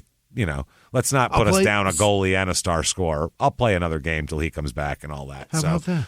Took that on his day off. His coach said when he did that, he showed a lot of leadership, and he showed the team how much he cares about winning. Hell yeah. There you go. Ed said, quote, I've had a lot of success here in Dallas, and I'm really happy about that. Maybe all those years of hard work and not winning the cup made me more hungry, and it's starting to pay off. There we go. He's hungry, Jimmie. He's also very thirsty this year, we'll find out. Very thirsty. 99-2000, Dallas goes 43-23, 10-6. How the fuck is there another column now? 43, 23, 10-6. That's too many. Yeah, what is too that? Many. I don't fucking know. They have 102 points. I know what those are, so that's fine. Ties this year, and something else? I don't fucking know. Ties, maybe overtime wins, is that possibly? Pushes? Or pushes? I think it's a push. Replays, redos, I don't know. Do-overs, maybe? 6 do-overs. Is that their own? They think those are the asterisks? Yeah, 6 no fairs is what they had. No fair do-overs is what they call them. Snow delay? I think that's maybe an ice storm happened. And yeah. So this year they go to the playoffs. 5 games they win against Edmonton. They beat San Jose in 5 games. Conference finals against Colorado again. Oh. Here we go. And they win in 7. Going to the finals again. Going to the Stanley Cup finals where they play the New Jersey Devils. Look at that. Yeah. They play the Devils and lose in 6 to the Devils. Ouch. So, yeah, Ed didn't have a great series either, and he wasn't real thrilled with it. We'll talk about that in a second. That year, though, the fans loved him. Like I said, he's riding high from the Stanley Cup. He has a 2.10 goals allowed, but he's a .919 leading the league in save percentage, so that's pretty good. He's 15th in the Hart Trophy voting, 4th in the Vagina Trophy. What's a guy got to do to get some vag around here? You know what I mean? Jesus Christ. What can you do? Be so good and yet be so far down the line? I don't understand it. It's ridiculous. He is first in the hearts of the fans of Dallas, though. They have a this was the time in 2000 when George W. Bush was running for president here, and he was the governor of Texas. Right. And so they had a lot of, like, he was coming to games to try to pump up Texas people anyway, or to get his name out there on a national, look, this is on TV, going out there. So they had a giant, some fan put out a gigantic fucking sign that people would bring all the time that said Belfour for president. So people wanted, they loved him that much, God damn it. Right in George's face. He's a Canadian, so that's not going to happen. But still, God damn it, he's doing it. 2000-2001 stars, they are 48-24-8-2. Jesus Christ. 106 points. They beat Edmonton in 6 games in the first round of the playoffs. They lose. They get swept by St. Louis in the semifinals. So they're out. The run's over. This year, though, he, let's see, what does he have? A .905 save percentage, 234 goals against. He's an all-star, but he's 11th in the vagina voting. Oh, yeah, he's falling off, babe. Don't even show up, man. Yeah. Don't even show up, bro. It ain't worth it. You're not going to get a sniff of this thing. So it's not worth it, man. I'm telling you, just go home. Go home, bro. So what does he do in his spare time, this guy? What does he do? He's nuts. He's on the ice. He's doing all this crazy shit. In his spare time, he collects and rebuilds classic cars, which he has a shop that does that, so that makes sense. And he also has a pilot's license. He flies. He has a private pilot's license. He flies planes. Yeah. He needs to do dangerous shit. He's fucking crazy. And he's also a triathlete. He's running triathlon. He's doing not running because there's multiple things, but he's doing triathlons as well. There's running, swimming, and biking in that, right? Yeah, and then shooting, and then...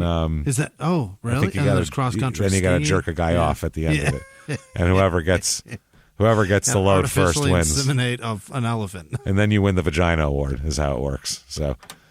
pretty good. Got to get a handful of jizz and throw it at a cow's uterus. Well, you throw it and it's got to freeze in the air, turn into snow, and then that's when you win. You throw it up in the air. As it falls down, you go, bingo, and that means you won. Jizzo, and you win. I think that's how it works. I don't know. I'm not an expert.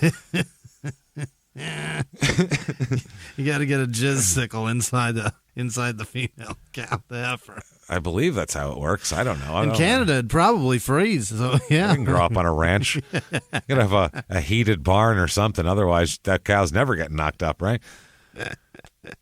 So, the Dallas GM says we still love him. He's the best. He says, "quote I see Ed Belfour's style is really one of going to war against the other team's offense. Okay, it's a battle of skill and a battle of will." And if you watched him closely in the games, really focus on him, you can see the tremendous concentration and the ease that he handles the routine stuff, and then the ferocious attack when he's being attacked with the things that are terrific shots or that the ones that give the goalies the most trouble. His whole sentence structure really fell apart there toward the end.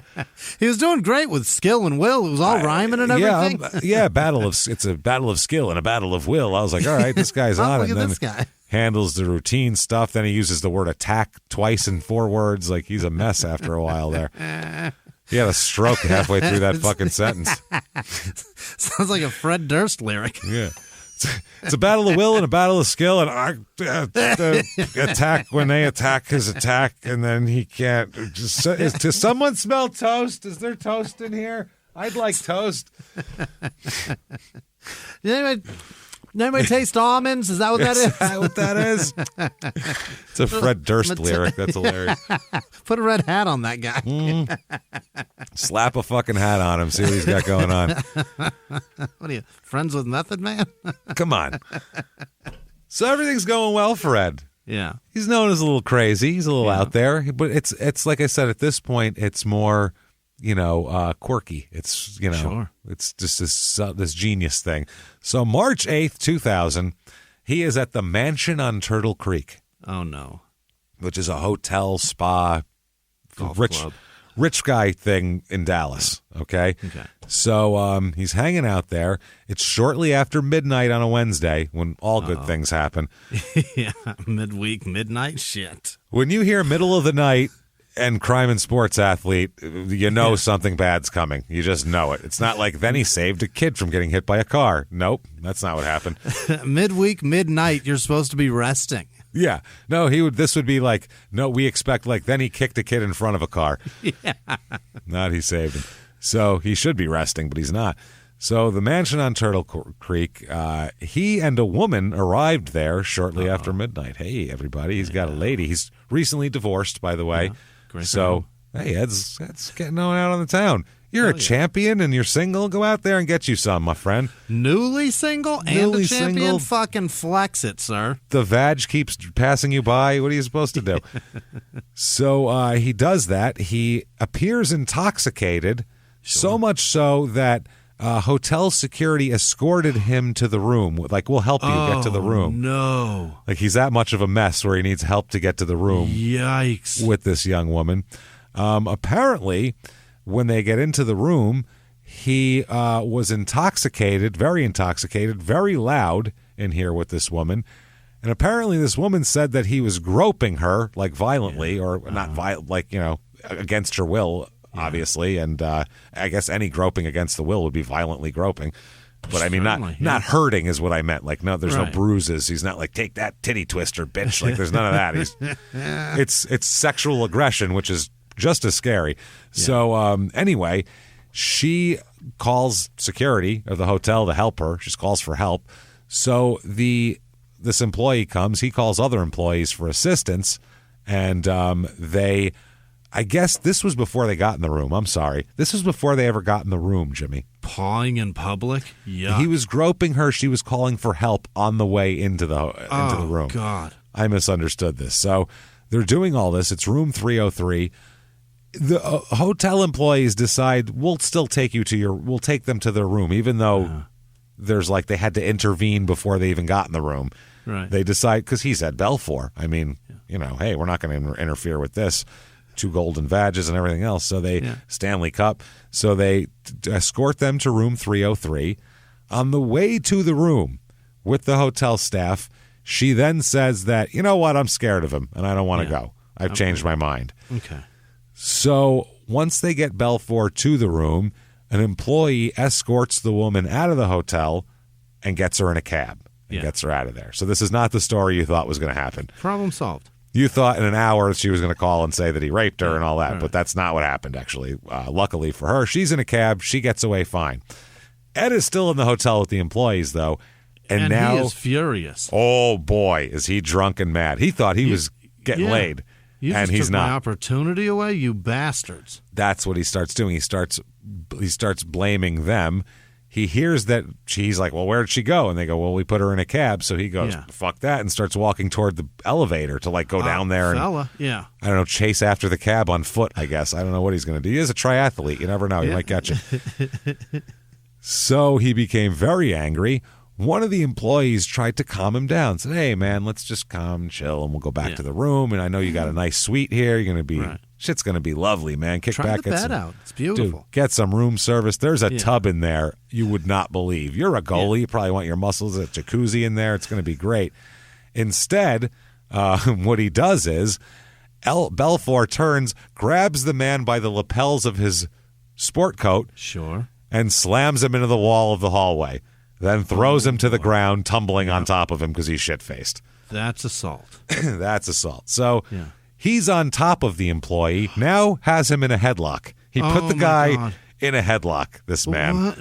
This is a 50-year-old man, by the way, too. You're a professional athlete. Not that 50's old, but it's not an even matchup for a 31-year-old professional athlete. You know what I mean? Like, you're a 50-year-old hotel worker. You're not ready to get in Mortal Kombat with a pro athlete right now. You're just 41, not. I don't want it. Fuck no. No, absolutely not. So they are doing this. By the way, before they went to the ground, he slammed him pretty hard into the wall, by the way. They go to the ground. He's got him in a headlock. While he still has him in the headlock, 3 police officers arrive. There you go. To hotel employees standing around while Ed Belfour, shit-faced drunk, has one of their own in a headlock on the ground in the middle of fucking floor 3 of this nice hotel. Holes in the drywall of the walls. Perfect. This is going great. Everything's going great. So they said, let him go. Yeah. And Ed said, fuck no. I'm keeping this grip on this bitch. I'm not letting it go. This motherfucker, I'm going to take his head off with this. Then he kicked at one of the officers as the officer tried to come closer to him to, physically remove him. So they said, okay, and maced him. Now, think about the mess this is in a fucking hotel hallway with 3 hotel employees, a bunch of cops, and people in their rooms. Now the whole hotel hallway and the poor guy on the ground it's all maced. A brunt of it, too. Everyone is dying right now. This is terrible. But it was the only way to get him to stop, I guess, unless they wanted to physically beat the shit out of him, I guess. So they do. They spray him with the mace. There's that. They never find out the identity of his companion, the young lady there, because she had taken off. Yeah, because she's smart. Yeah, I would say so. So they sprayed him with mace. At that point, he lets go of the headlock, and he's a little more cooperative once he's trying to rub the mace out of his eyes. But likely more pissed off. Oh, he's pissed off. He's just so drunk. He's not really coherent as to what's going on. God. He's not going A to B. He's like, he's doing like the old small-town murder ABQ cookies, like ABCQ cookies. He doesn't give a fuck. He's just doesn't know what's happening. So he is, this is according to the police report, quote, was placed in the rear seat of the vehicle and was seatbelted when he began attempting to lay down in the seat and putting his cowboy boots on the radio console. He's wearing cowboy boots. And they don't have like a cage in this car. Yeah. This is like an open car, which is strange as well. So like got his cowboy boots up in the middle? Up in the middle on the radio console. So the police tried to remove his feet from the console, and they said he began to kick wildly and jerking away from them. And then when they got his legs, he spit in an officer's face. Oh, you bastard. He spit right in this guy's face. This guy's got to be like, you motherfucker. Like, how annoying is it? Disrespectful. To go to a hotel to have some drunken rich asshole who doesn't even want to go to his beautiful suite that you can't afford, and you have to mace him, get him in the car, and then he's being a dick, fucking with your equipment that you're going to get blamed for if it breaks, and then you're like, dude, stop, and he spits in your face. You're like, this motherfucker. And he's a famous guy. For this? Yeah, and he's famous. You're like, I can't even, do anything. He's famous. This is crazy. So what they do at that point is they attempt to cuff his ankles in the plastic straps. Oh, yeah. And he struggles and kicked 2 of the officers in the chest. At that point as well. So goalies have strong legs. Yeah. And this guy's got cowboy boots on them. Holy shit. And he's kicking them. It took 4 officers to get the straps around his ankles. Mm-hmm. Well, the strap around your ankle. He's drunk and strong. Yeah. One of the officers was trying to get him to sit him up, and he jerked backwards. He fucked the guy's thumb up in some way when he was trying to get him to sit up. Sure. So that was the extent of the injuries to the officer somehow, though. Is like a hyperextended thumb, and he didn't want to go to the hospital or anything like that. He's like, no, I'll look like a pussy. I can't do that. I will certainly win the Big Batch Award for that. Oh, absolutely. Big Batch Award. So they get his ankles secured in the cuffs, but he won't stop jerking around. He's like a fish. He's a fish out of water right now. And he's pissed. Yeah. So finally they get him restrained. He's restrained now. Now he begins begging the officers not to take him to jail. Now he's completely switched from violent fuck you, this is such a drunk thing to do. Yeah. Then he goes to, come on, guys, please, really, God. I'm sorry. You're sorry. We both made mistakes. You can use my shirt to wipe the spit. I don't. It's okay. Yeah. It's okay, guys. When we get there, I'll wash your face for you. I'll show you my golden vaginas. You want to see them?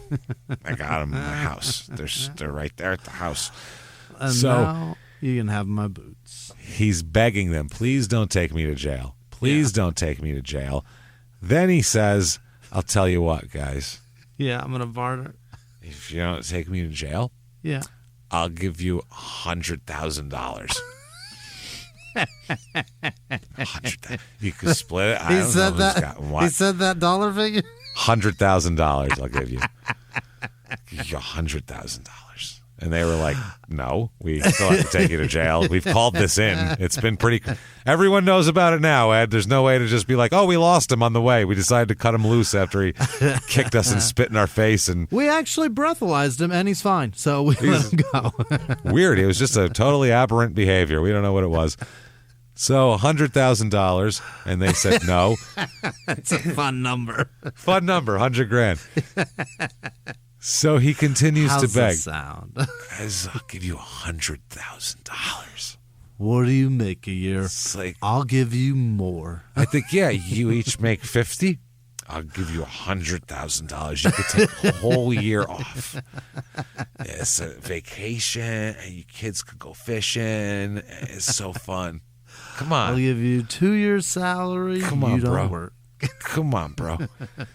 So they say no. He begs a little bit more. Come on, this is going to fuck me up. I don't want to go to jail, blah, blah, blah. They say no, no, no. And he says, okay. Now, listen, okay? I know 200. I know you said no to the 100, but what if, hear me out, what if I gave you $1 billion? He said $1 billion? $1 billion. He did. A whole billion. Just a with a B. He billion. Said it. I'll give you $1 billion, he said. $1 billion he offered them. What a drunk thing to say. I'll give you $1 billion. I have, I'm a goalie. So, if I were them, I'd take it and hold him to it. Yeah. Yo, it's $1 billion, Chief. How are you going to pay that back? I got it on tape, motherfucker. I'll give you $1 billion. Word is bond. Mm-hmm. Maybe it was like a Dr. Evil thing that was in his head, because this is Austin Powers times. Maybe he was sure like, is. billion. That's a lot from that movie, right? Mm-hmm. I'd lift my hand and put my pinky to my mouth, but I can't do it. I'm cuffed because I like to spit and stuff. So he said $1 billion. $1 billion. I'll give you $1 billion. There was like 7 billionaires on the planet at that time, and he ain't one of them. No, absolutely not. And I don't think any of them would have given $1 billion to get out of a minor assault charge against a hotel employee. It'll cost less to deal with this. Way less. So, $1 billion. $1 billion. 100,000's at least realistic. He could get a hold of that probably and maybe do it. But $1 billion? I thought he was going to say, like, I'll give you a custom car. I'll give you this. What do you think? Do your kids like hamburgers? I know a guy who owns a place. I'll get you coupons for gift certificates and stuff. $1 billion for disorderly. $1 billion in hamburgers. I'll give all of you.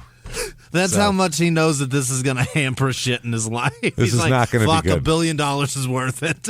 Look, just get me out of this. I'll pay it back for the rest of my life. Once they get to jail, to the police station, he can't stand up due to his intoxication, as in from the police report. They have to hold him up. Once he gets there, they have to search him. Sure. Once they search him, they say he, quote, became combative when the officers tried to escort him to see a nurse. So he spent 6 hours in custody before being released, and these 6 hours are something, boy. That's a long time. Well, let me tell you what he did here. He smiled, big, huge, shit-eating grin while he took his mugshot at about 2 a.m. It's a great mugshot. I'll post it. It'll be the social media on there at Crime and Sports on Twitter and Facebook. He was placed in handcuffs and leg restraints. Then became combative again, obviously. Edgar McMillan, the chief deputy over technical services with the sheriff's department, he became combative with him. Then he tried several more times to stand and walk, despite the leg restraints and the fact that he's shit-faced. At 2:20 a.m., he was placed in what's called a restraining car. Yeah. Which is the straps. Hungry. Yeah, the straps. They Hannibal Lectered him basically. Yeah, strapped him in because at this point his belly hurts. Oh God, that drunk hunger. Oh, it's the worst. It's a fucking disaster. Then they release him from the restraining chair and allow him to make a phone call. The officer said he calmed down enough by then to give him a phone call. He chilled the fuck out. He's starting to sober up a little bit. By 7:21 a.m., he's leaving the jail. They release him, and he tells the reporters gathered around, quote, big misunderstanding, guys, and he keeps walking. Big misunderstanding. I owe $1 billion, but besides that, big misunderstanding. Sure. Yeah, so that's what's going on. They have a bunch of quotes from fans from Dallas, and none of them, they all just love him and don't care. You can spit in our police force's face all you want. Totally fine here. One said, I hope he used that phone call to order a pizza. That would have been hilarious. I like large pepperoni. Extra What's pepperoni. The address? Don't short me. Police station. Cell 3. 3? Wherever they have the strap thingy with, because I'm in the strap thingy. And then Can they you put me spell drunk tank? I'm there. It's okay. So he's one fan here is the former president of the Stars Booster Club. Oh, boy, you can't disappoint him. Yeah. He said, yes, of course I'm disappointed, but am I going to blacklist Belfour or stop going to hockey games because of it? No. Yeah, that's fine. Another cops faces too. Shit, I'll do that too. Fuck with my goalie. Another one here says Janice Fallon, a longtime fan and Booster Club member. She said, I find it interesting that people are so eager to judge somebody without all of the facts. You're supposed to be innocent until proven guilty, not the other way around. Yeah. That's fine, but there's a cop wiping spit off his face as we speak, and so it's not really... There's a lot of witnesses, and now we're talking, we have all the facts now, and that's what he did. He was a fucking idiot. So... they said one said, quote, he had a little slip up that got the police involved, but I don't think he should be condemned. His spokesman, now Belfour's got a spokesman. When you start fucking up bad, you got to get a spokesman. He released a statement in which the player apologized, blah, blah, blah. He's charged with misdemeanors, and there's a court date, assault charge punishable by a fine of up to $500. And resisting arrest brings a maximum penalty of 1 year in jail and a $4,000 fine. So, and somebody at that hotel better have gotten Employee of the Month for he spit in a cop's face. That woman didn't have a chance. What was going to happen in there was going to be terrible. She was going to be meat in that fucking room, for sure. Yeah, so the hotel employees did a good job, and got fucking headlocked for it. So he meets with the team now, where the team wants him and the National Hockey League and the NHL Players Association, they want an independent evaluation of his mental health and substance abuse problem, if he has one or not. So they're like, that's really drunk. Like, wow. Yeah. And to be be able to walk that drunk was a lot. So they think maybe he has some problems. The Stars general manager, Bob Gainey, said, I think that the team image, whenever there's an incident that involves the law, is tarnished. Our responsibility is to recognize it and address it squarely and to move through the problem, not around it. Okay. We're not going to pussyfoot around this vag here. We're going to get into this. So, they said it's a team image thing, and we don't want to do anything like that. Ed says, quote, I'm sorry about the incident and regret any embarrassment to my family, the Dallas Stars organization, my teammates, friends, and family. So, and fans, sorry. So, if there's any left. Yeah. So, we, by the way, should just have that quote on a T-shirt. Just take out the team name and insert team name here. Because we've heard that quote about, what is this, episode 304? About 304 times. I regret any embarrassment to my family, the organization, my teammates, friends, and fans. That's just plug it in, plug and play. That's everybody. If you ever get in trouble, just say that at work, and it's fine, apparently. You'll be fine. So a teammate of his said, quote, we'll move on like we always have. With injuries and everything else we've gone through, we'll come through this too. I think it's more of an Eddie issue than a team thing. So it's just him. Just him fucking up. No one else was groping people and spitting in police officers' faces. The Make-A-Wish Foundation has shit to talk about here because he's like one of their main spokesmen. Yeah, you can't have that going on. They said that these charges do not diminish Belfour's contributions to their organization. He's a major contributor, a major supporter, contributing 8 tickets to every home game for sick children and their families. and hosting a party for program participants each year. It's probably in his contract, by the way. They have shit like that in their contracts. He wears an image of a wishbone, the foundation's logo, on the bottom of his face mask. They said, this is Judith Augustine, the director of the place of program services. The allegations toward Ed Belfour do not change what he's done or meant to the children and the families of the Make-A-Wish Foundation. We support him in all the good things he does, both on and off the ice. Yeah. Including this? Well, all the good things, I guess. As long as he keeps bringing attention to us, then we don't care. Yeah. I mean, really, they keep mentioning us in every article, so we're up this week, actually. It's pretty good. Good. There's no such thing as bad publicity in the sick kid game, let me tell you something. Turns out donations are through the roof. Yeah, the dying kid game, man, no such thing. More kids went to Disneyland this week than any week before. Crazy, right? Weird. Yeah. Super weird. The silver-haired middle-aged white man here, Tom Hicks, who owns the team, I think he owns the Rangers too, Texas Rangers, I believe, if I'm not mistaken. He said, quote, "We are concerned for Eddie and for everyone involved. I know our team leadership will make the correct judgments about any consequences which may be necessary to impose on our player." In other words, I don't know shit, pass the buck. Yeah. Ain't on me, Chief. So June 2000, this was during the whole run through this was in the Stanley Cup playoffs. He had a bad game. He didn't do well here. They lost 7-3 in game one. He wasn't happy. And Dallas, basically they said that they had an excuse, though, that he'll be better in the next game, which they weren't because they lost. But they said the coach and Ed Belfour both said, look, I had a bad game because I had some prescription medication for a head cold I was taking while I was playing. 7 goals were scored on him? Jesus. He said it threw off my balance and my equilibrium, and he said I've been told to get off of that by the coaches. So, Hitchcock said that he and Belfour rarely communicate after noon on game days because, quote, he's not the kind of guy you really want to talk to, I guess, on a game day. It's not a lot of fun. So he said when Belfour initiated a 10-minute conversation about his physical problems, it raised concerns, though there was no thought of sitting him out. And he said, look, he's the horse that's gotten us this far, and we're going to ride him all the way through, all the way to the vagina. Yeah. So he said if it happens to be, if whatever, we'll take it whatever we can get. So he said it's all about the medication. Hitchcock said he felt like he needed something to help him get through it. He felt like he had some breathing problems and his energy was dropping. So, and he said there was an indication, and the way he handled the longer shots was an indication. And Belfour said there were a couple of shots that just hit me, and I didn't see them, and I got a little bit lucky. Anything that happens, you get a little worried. It could have been 9 goals. Yeah, it could have been 9 goals. He didn't see the fucking puck. That's dangerous. Jesus Christ. They just drilled him in the chest. Fuck. He said, it's embarrassing for all of us. It's not easy to put it out of our minds, but this definitely motivates us. A few miles from the glass spires of Midtown Atlanta lies the South River Forest. In 2021 and 2022, the woods became a home to activists from all over the country who gathered to stop the nearby construction of a massive new police training facility, nicknamed Cop City.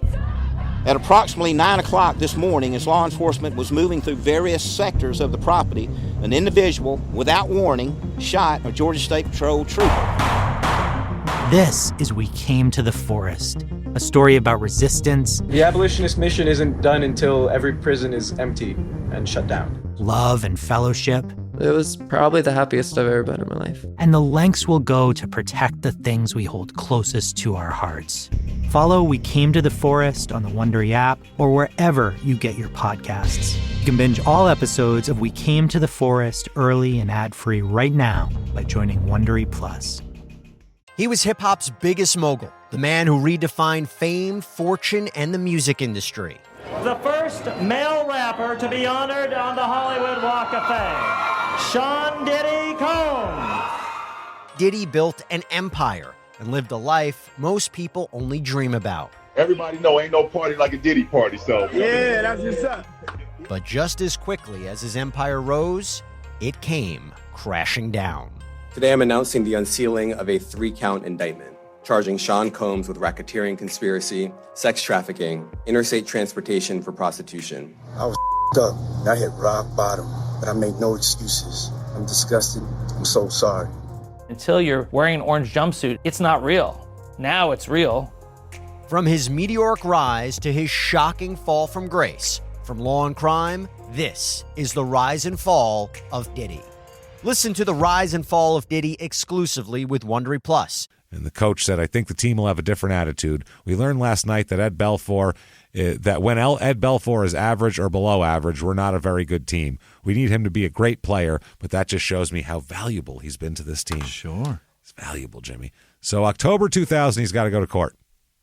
Uh-oh. Yeah, he apologized in court for resisting arrest, and he pleads guilty to a misdemeanor charge of resisting police transfer. That's the charge they give him. Under this, he is sentenced to, you, sir, may fuck off, 24 months probation and a $3,000 fine. For that night? That's all he got? That's all he got. Yeah. Probation. That's and a fine. Wild ass night. Yeah, you kick the shit out of cops and see if we'd get shot, I would imagine, if you're not rich. If you're not rich putting up that much of a fuss, you're at least getting beaten up a little bit, I would imagine. You know? Oh, you're gonna get punched. So he, out of, for whatever. So he was ordered by the judge also to visit 2 Dallas schools to warn students about the dangers of alcohol abuse. Also, the dangers of punching or spitting on cops. Yeah, don't spit on cops is another thing. Don't kick them. Don't spit on them. It'll cost you some money. This is what the judge said to him during sentencing. This isn't really a you, sir, may fuck off here. He said, quote, you're an important part of this community. We need you. He said, I think you owe an apology to some people. Talk about a slap on the wrist. You apologize, young man. Holy shit. Wow. That is silver, my friend. Holy shit. That guy is unbelievable. That guy is a Star season ticket holder. Judge Barker, allegedly. I got money on you, you son of a bitch. I want to know if he's got seats right down by the glass or something. He's like, I don't want to suck this year. I spent a lot of money on these tickets. Check that man's DraftKings account. Good. Yeah, no shit. He said, I'm real sorry for the incident that took place. And he said, quote, I won't let it happen again. Okay. So, he's 2 years probation, blah, blah, blah. Now, what did he say later? Later is what he said. That's what he said in court. Yeah. Okay. Later on, he has a completely different story for this whole thing. Then he left the court? After court, he's got a totally different story about what happened. It's not, I made a mistake and I apologize and all that shit. He's got a huge excuse. Let's hear it. You know what? Fuck this. Let's let him tell us about it in their own words. What do you say here? Do you want me to guess what he said, what he blamed? No. Go on. In their own words, quote, I don't have any proof of what I'll tell you because there's no way to prove it, but someone put something in my drink. I don't know how or what, but I have no recollection of what happened that night. I had to look up the police report. From about 11 that night, I didn't remember anything until I woke up. All I know is that I was at a supper date, and it was the night before a game. You can ask any player who knows me. I don't drink on a night before a game. It was an unfortunate incident for myself because of all the bad publicity, and people might think this guy's an alcoholic, and it's the furthest thing from the truth. NHL Players Association has security meetings before each season, and they stress that players have things put in their drinks. It happens a lot. I'm glad no one was hurt or killed, and that I wasn't hurt or killed myself. I'm thankful to the Dallas police. They restrained me and probably saved my life, or at least saved me from injuring myself seriously or someone else seriously. Yeah, like the woman. But wouldn't she tell the cops, I don't know why he's acting like this. He hasn't had a drop to drink. Wouldn't she say something like that? You would imagine she'd be like, super weird, hasn't drank at all, freaking out, fucking spitting at cops, fighting fighting Somebody people. Must have drugged his Coca-Cola. This is weird. So that's what he's saying. That's his excuse that he's, wasn't me. Wasn't me. Yeah, somebody Not my drugged fault. me. They drugged me. What was your guess for what his excuse was? I thought you were gonna say she did. If she hadn't said no to me, I wouldn't have gotten so angry. Some shit like that. It was her fault. Yeah, she promised me a blowjob and then backed out at the last minute. She Everybody's crawfished. keeping the vag from me, even her. She crawfished. I was gonna crawfish and drill that devil right in the ass. You know how that goes. So January 2001, he is losing his fucking mind here at this point. There's a game in Boston, and he took off before the game after he got in a fight with his coach. Gets in a fight with Ken Hitchcock. Not a physical fight, but whatever. Argument. Loud argument. Yeah, he was upset that Hitchcock had decided to start the backup Marty Turco against the Bruins, and then he refused to take part in the morning skate. Not doing it. Nope. He did like a Scottie Pippen. If you're calling the play for Tony Kukoc, I'm not going in. I'm not fine. I'll sit over here. Instead, he's supposed to do that. Instead, he flew back to Dallas, just said, I'm leaving. It's a road game, and he just went home. And he was suspended indefinitely by the team that day because you're not allowed to do that. Yeah. After the meeting there, the coach and general manager said that they reinstated him. It's fine. So turns out we need him. How silver is this whole town for him? Yeah. Like he's gotten zero punishment for any of his bullshit. Anything. Dallas is one of these places, too, because it's the same thing with the Cowboys whenever we're talking about that. The Mavericks, I'm sure. It's like, if you do anything, goddammit, we will put you in prison for the rest of your goddamn life unless you play for one of our sports teams. Then, by all means, gang rape our women, and we'll give you a pat on the back as long as we get some season tickets. That's what it seems like goes on in Dallas. I don't know if that's true or not, but hey, that's what it seems like. As long as there's a star on your helmet, star on your chest, star somewhere. Some kind of star, goddammit. You're going to be a star here at the police station, too. So Belfour explained his actions to the team and say that, he said, quote, I'm pretty emotional and I have a pretty good temper.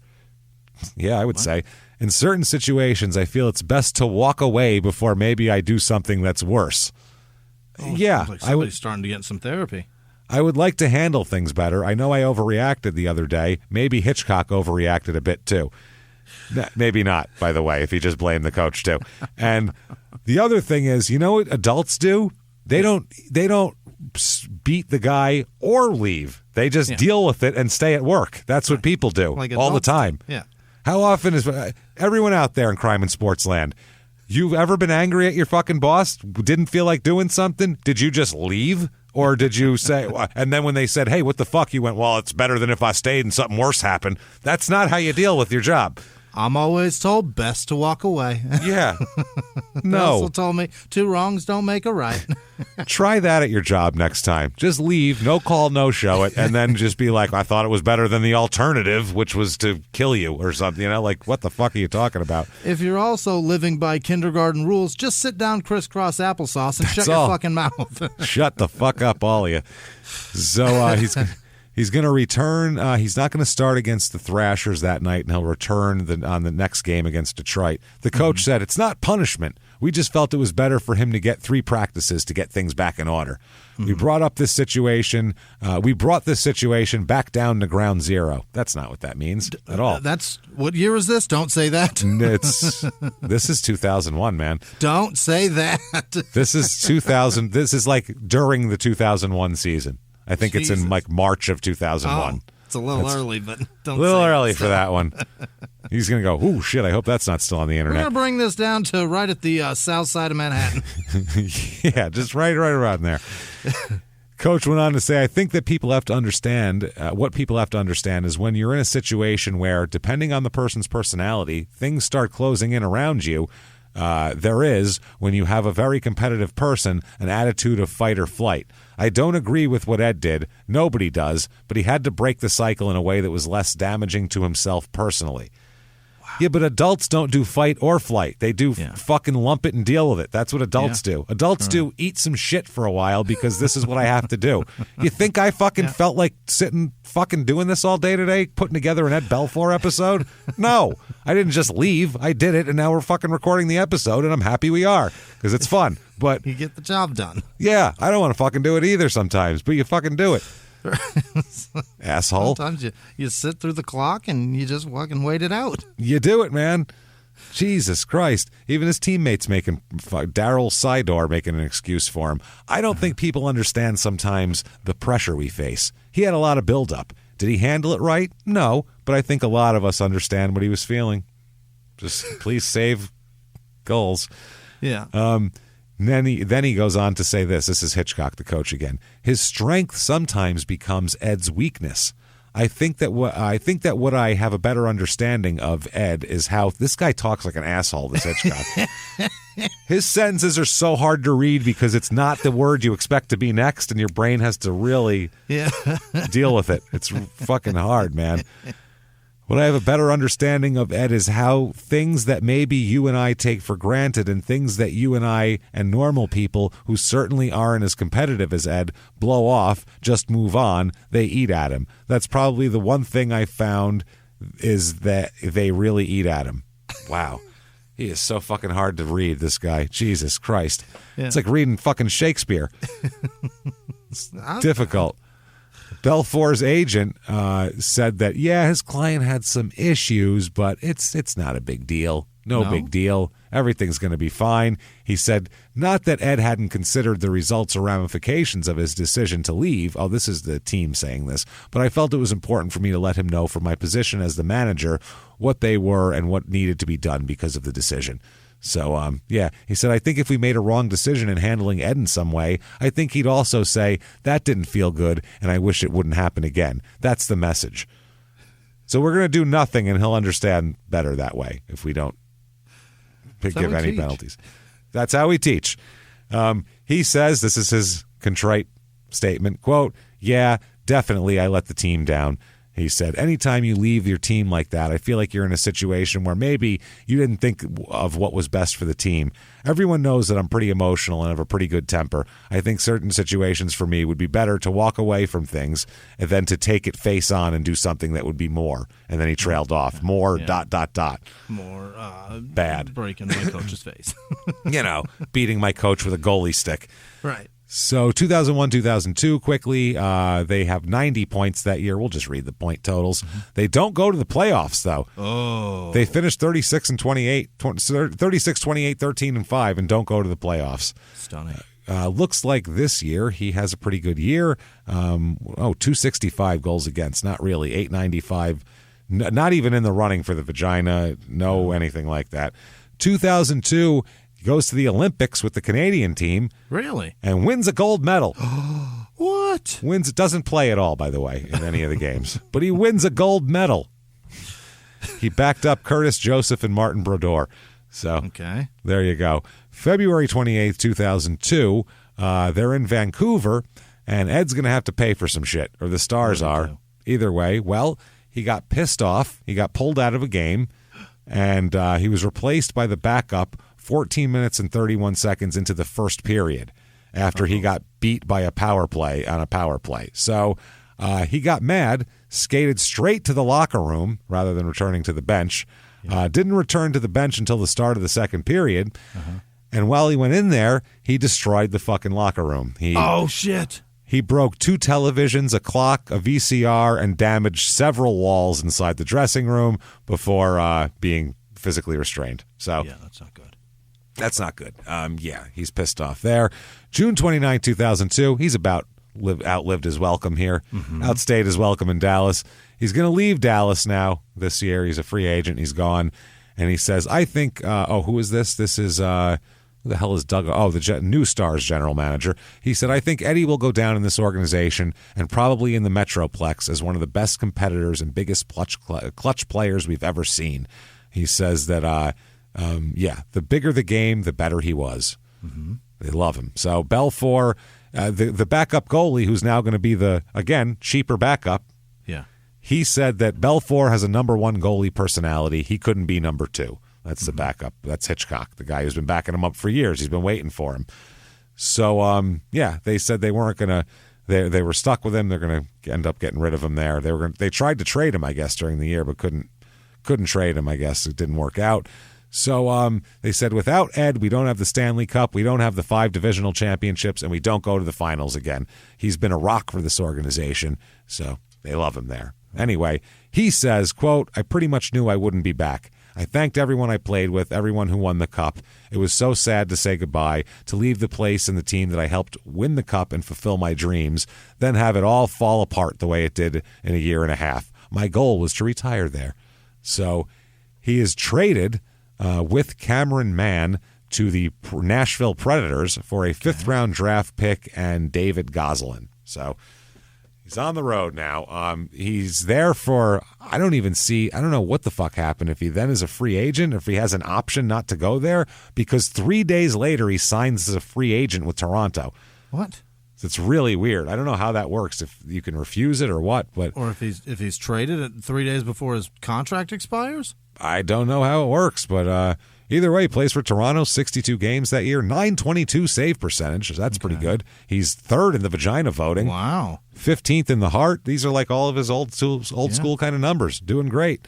And, it's awesome. Toronto's head coach and general manager at the time said, there are some events I'm sure he would like to have out of his mind. He's recently married, and I think we allege... what is that? Oh, reminded us of our past foibles. It's baggage that you want to leave behind, and I think he has. He's all good. He's good now. New environment. He has some muscle strains in 2003, 2004. Ends up having to have back surgery. Has all this weird fucked up shit with his back. His doctor here, one of his doctors said, this is just a doctor that works on hockey players. As you age, you are just not supposed to be under the same stress that you were when you're 22. Those people who are 38 and still playing at an elite level are pretty amazing from a physiological point of view. They have to keep very healthy and strong, and when they do get an injury, it may take them a little longer to recover from it. Sure. Yeah, 38 isn't 22. No. Just not at all. So 2003, 2004, what does he have here? A .918 save percentage, 7th in the vaginas, 10th in the heart voting. Okay. Pretty good. 2005, 2006. Here, he is, what is he, at 892 in the saves. Not even on the vagina's radar at all. Not good. July 25th, 2006, after 3 years with Toronto, he signs as a free agent with the Florida Panthers. Okay. He's 40 years old, too, now, 41 years old. Yeah. He's getting older.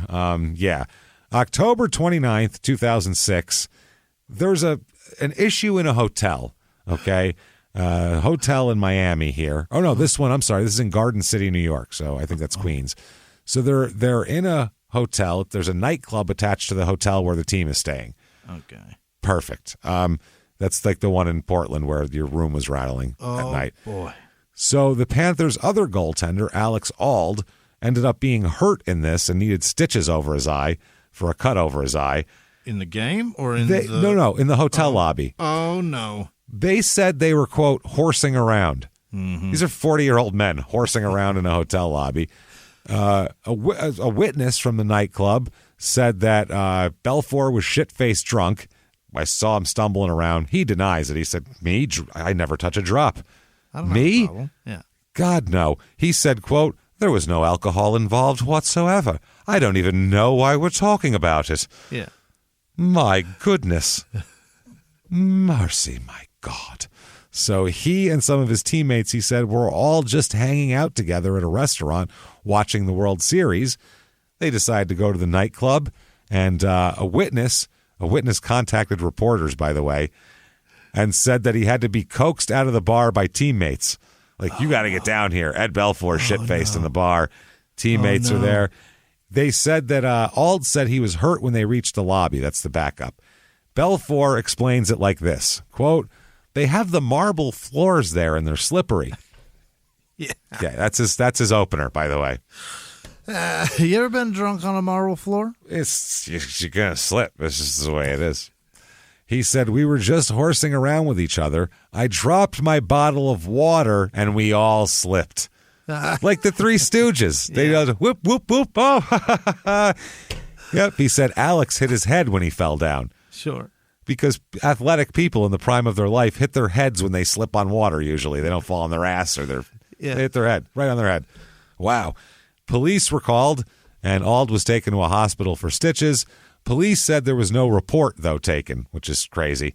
A hotel employee who described herself as director of rooms at first volunteered a security report of the incident, and then moments later told the reporter, there's no information. I'm sorry. Never mind. Oh, it doesn't exist. So they just totally covered that shit up. It's a total cover-up.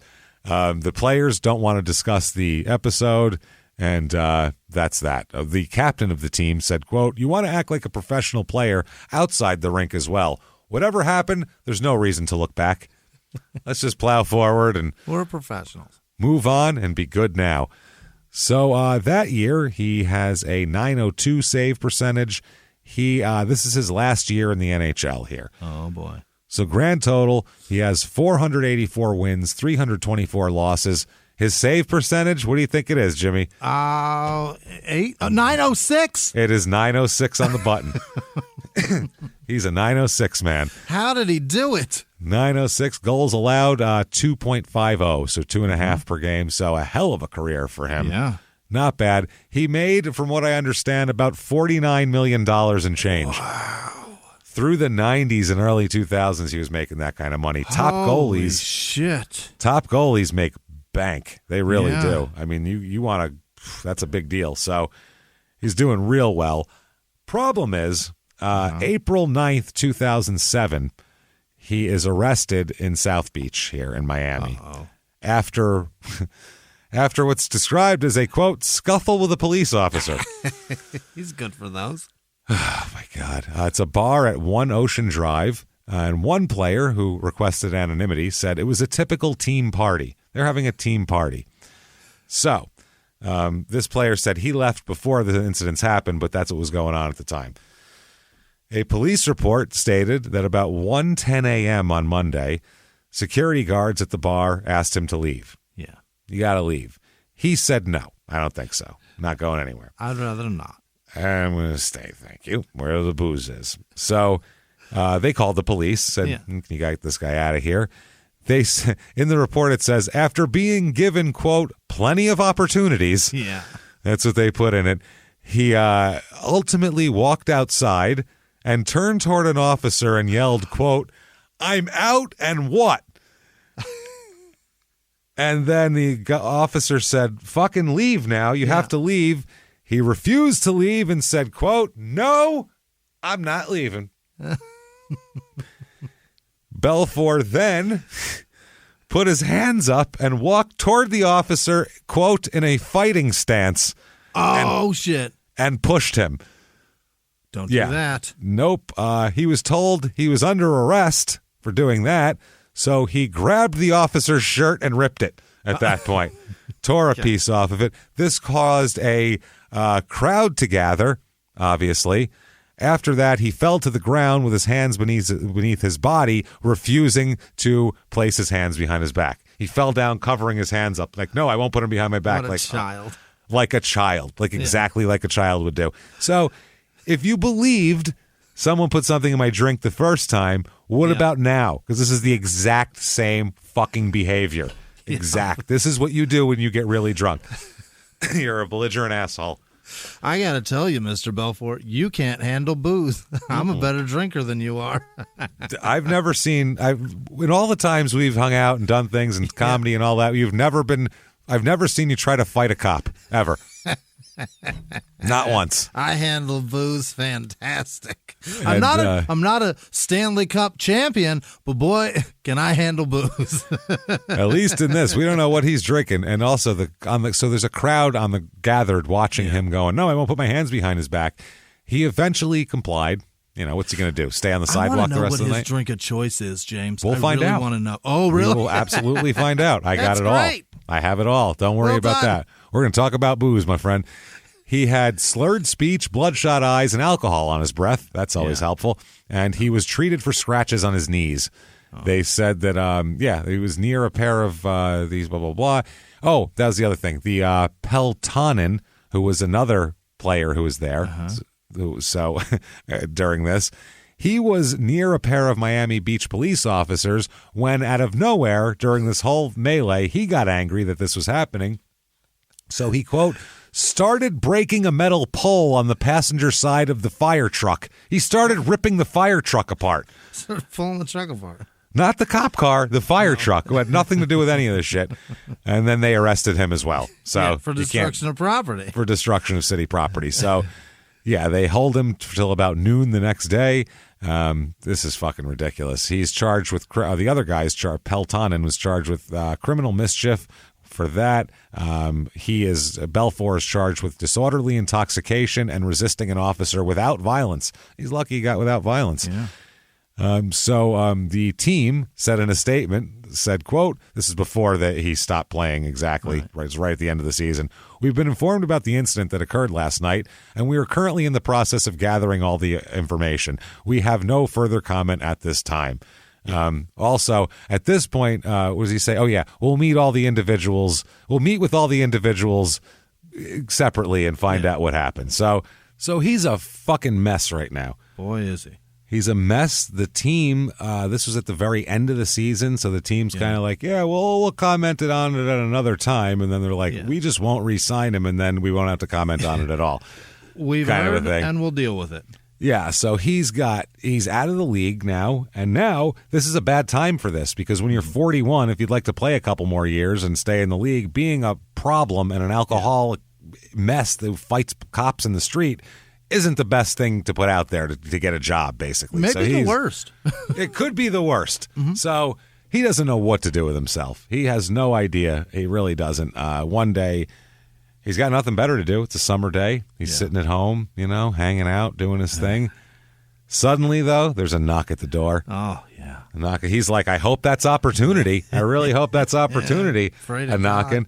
And you know what? It sure is, because it's Vince McMahon, CEO and chairman of WWE. And he says,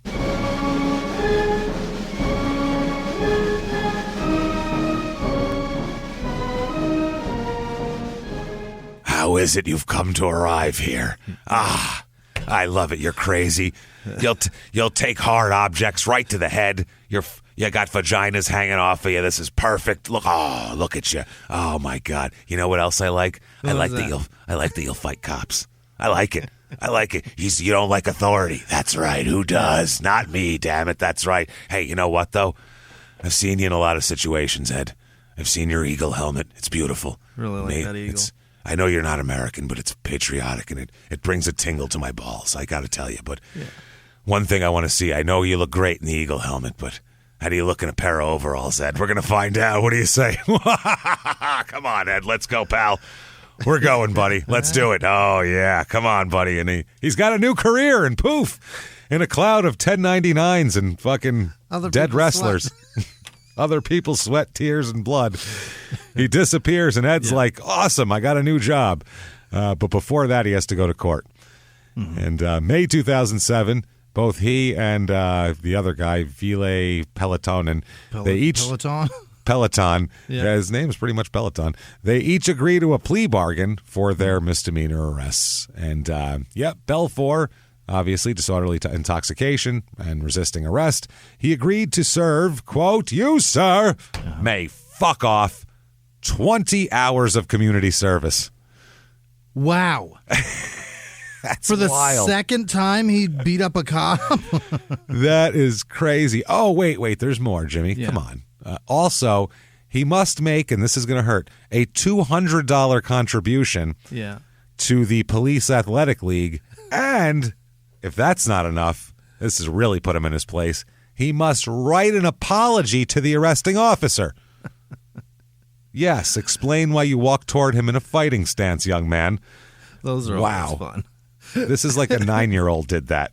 Yeah, but apology letters that are ordered, they don't send it back like this one's not good enough. They just write what you write. Those are so much fun. I've had to write them, and I love them. That's hilarious. We should do a bonus episode about forced apology letters. Yeah, I want to read a bunch of them. Yeah. I want to read a bunch of forced apology letters. So anyone who has those, send them to us, please. Research at shutupandgivememurder.com. So anyway, the criminal mischief is what Peloton's charged with. Is at the same. It's at the same issue as fucking Belfour here. So Peltonen agreed to 15 hours of community service, $185.31 as restitution for the fire truck pole, and make a $200 Police Athletic League contribution. So the cops are going to get some new basketballs and shit out of this. Yay! Or a personal trainer for the one that got fucked up. Maybe. The other guy had no criminal history. Meanwhile, Belfour's got his own issues. So he's got a shitload of money to this day, by the way, and we'll go over a couple things. To this day, it's if you look up, not that this is true, as we know, because it says we're extremely wealthy online, and we're definitely not. It says he has a $20 million net worth. So probably still does at this moment. Well, because he's got other shit going on. He's also got the car shop and all this shit. Yeah. August 28th, 2007, he signs as a free agent with Leksands. What is that? That's a team in Sweden. Oh. Yeah, he plays there for a year. I think he just had to get it out of his system that he was done, 2011, he's been out of the NHL for 5 years. He is inducted into the Hockey Hall of Fame. Is that right? Hockey Hall of Famer, babe. That's it, man. That's big time. He's also inducted as a member of the Manitoba Sports Hall of Fame, which is a much more difficult one to get into. Also, the Manitoba Junior Hockey League awards a trophy named after him for its top goaltender every year. He's the vagina of the for the Junior longest Hockey League. keg stand. Longest keg stand done. Most Belfour? cops fought. One of those. Yeah. So, what is he going to do with his life? I can't wait to find out. He's got 11 years now to come to today. Yeah. Yeah, well, he's relatively quiet for a few years. Yeah. And then in the late 2010s here, he announces a new business he'll be doing. And what is that? This is actually smart because if anybody knows about this particular subject, it's at Belfour. He comes out with Belfour Spirits. He's making booze. He's making his own booze. It's like Samuel L. Jackson beer on the Chappelle Show. Yeah. He might even fight a he'll motherfucker. Get you drunk. He'll get you drunk. You might even fight a N-word, he says, and that's that's Chappelle saying that. But this is Belfour. It's the same thing. It's so ridiculous. Might even fight a cop. You might even fight a cop or two. So it'll give you a good cop spitting loogies. So he's the current president and CEO of Belfour Spirits. It's a whiskey company he started with family members. Okay. The company also has a broader mission to, quote, advance the sport of hockey, developing youth player and assisting retired hockey players in need, supporting active duty military and veterans back home, and caring for abused and neglected dogs. Oh my God, he is pandering like a motherfucker. Those are like, he has a dart and he's just throwing darts all over the place. There's for dog whistling, yeah. He is not shooting at the 20 at all. He's just like, I need an 18, I'll grab a 16 while I'm here, and fucking he's all over the place. Playing booze cricket at the moment. Yeah, fine causes all around, but I mean, just strange. Yeah. Ed now talks about the booze he likes to drink here. Mm-hmm. And he said, my introduction to whiskey was rye. So that's where he said, we didn't know what bourbon whiskey was back then. He said that he, in his early days as a whiskey drinker, he would drink Canadian Club, which is like what old-time alcoholics drink, right? Like from the fucking 60s. Canadian Club, and what do they put, ginger? Yeah. Yeah, whatever you want. Ginger Club, and it's pretty common. The Alkies on Mad Men are always drinking that. So he said, and I always enjoyed rye. He said at 21 years old, he came to the United States, and he went to a bar and ordered a rye and Coke, and nobody knew what he was talking about. The bartender didn't know, so he said, I quickly learned I had to order a whiskey and Coke. So, yeah. He said that he's well-versed in all American whiskeys at this point. We know that, Ed. Trust us. Oh, that's his thing. One thing we know, it's that you're well-versed in whiskeys. He said that Belfour Spirits produces a pecan wood-finished bourbon, we'll talk all about it, to pay homage to his time in the States. Quote, we wanted to have that Texas connection. Belfour and his family moved to Texas in 1997, and this bourbon was distilled at Southern Distilling Company in North Carolina, where many of his products are made there, including the new special edition Straight Rye, which we'll talk about. He also has his 2 adult children, Dan and Reagan, neither of them spelled like you'd think they are. No? You go, Dan and Reagan, how do you spell those different? Well, it's very possible. Dan. P and Dan? There's a Y in there. What? Yeah. Where? Who knows? D-A-Y-N. I don't know if it's Dane, maybe? Dane? Yeah. And which is not how you spell Dane either. So what the fuck are you doing? You're Canadian, not fucking, Finnish. What the fuck? And Reagan has an H in there. Want to know where it is? After the G? Yeah, there you go. That's Roffin. That's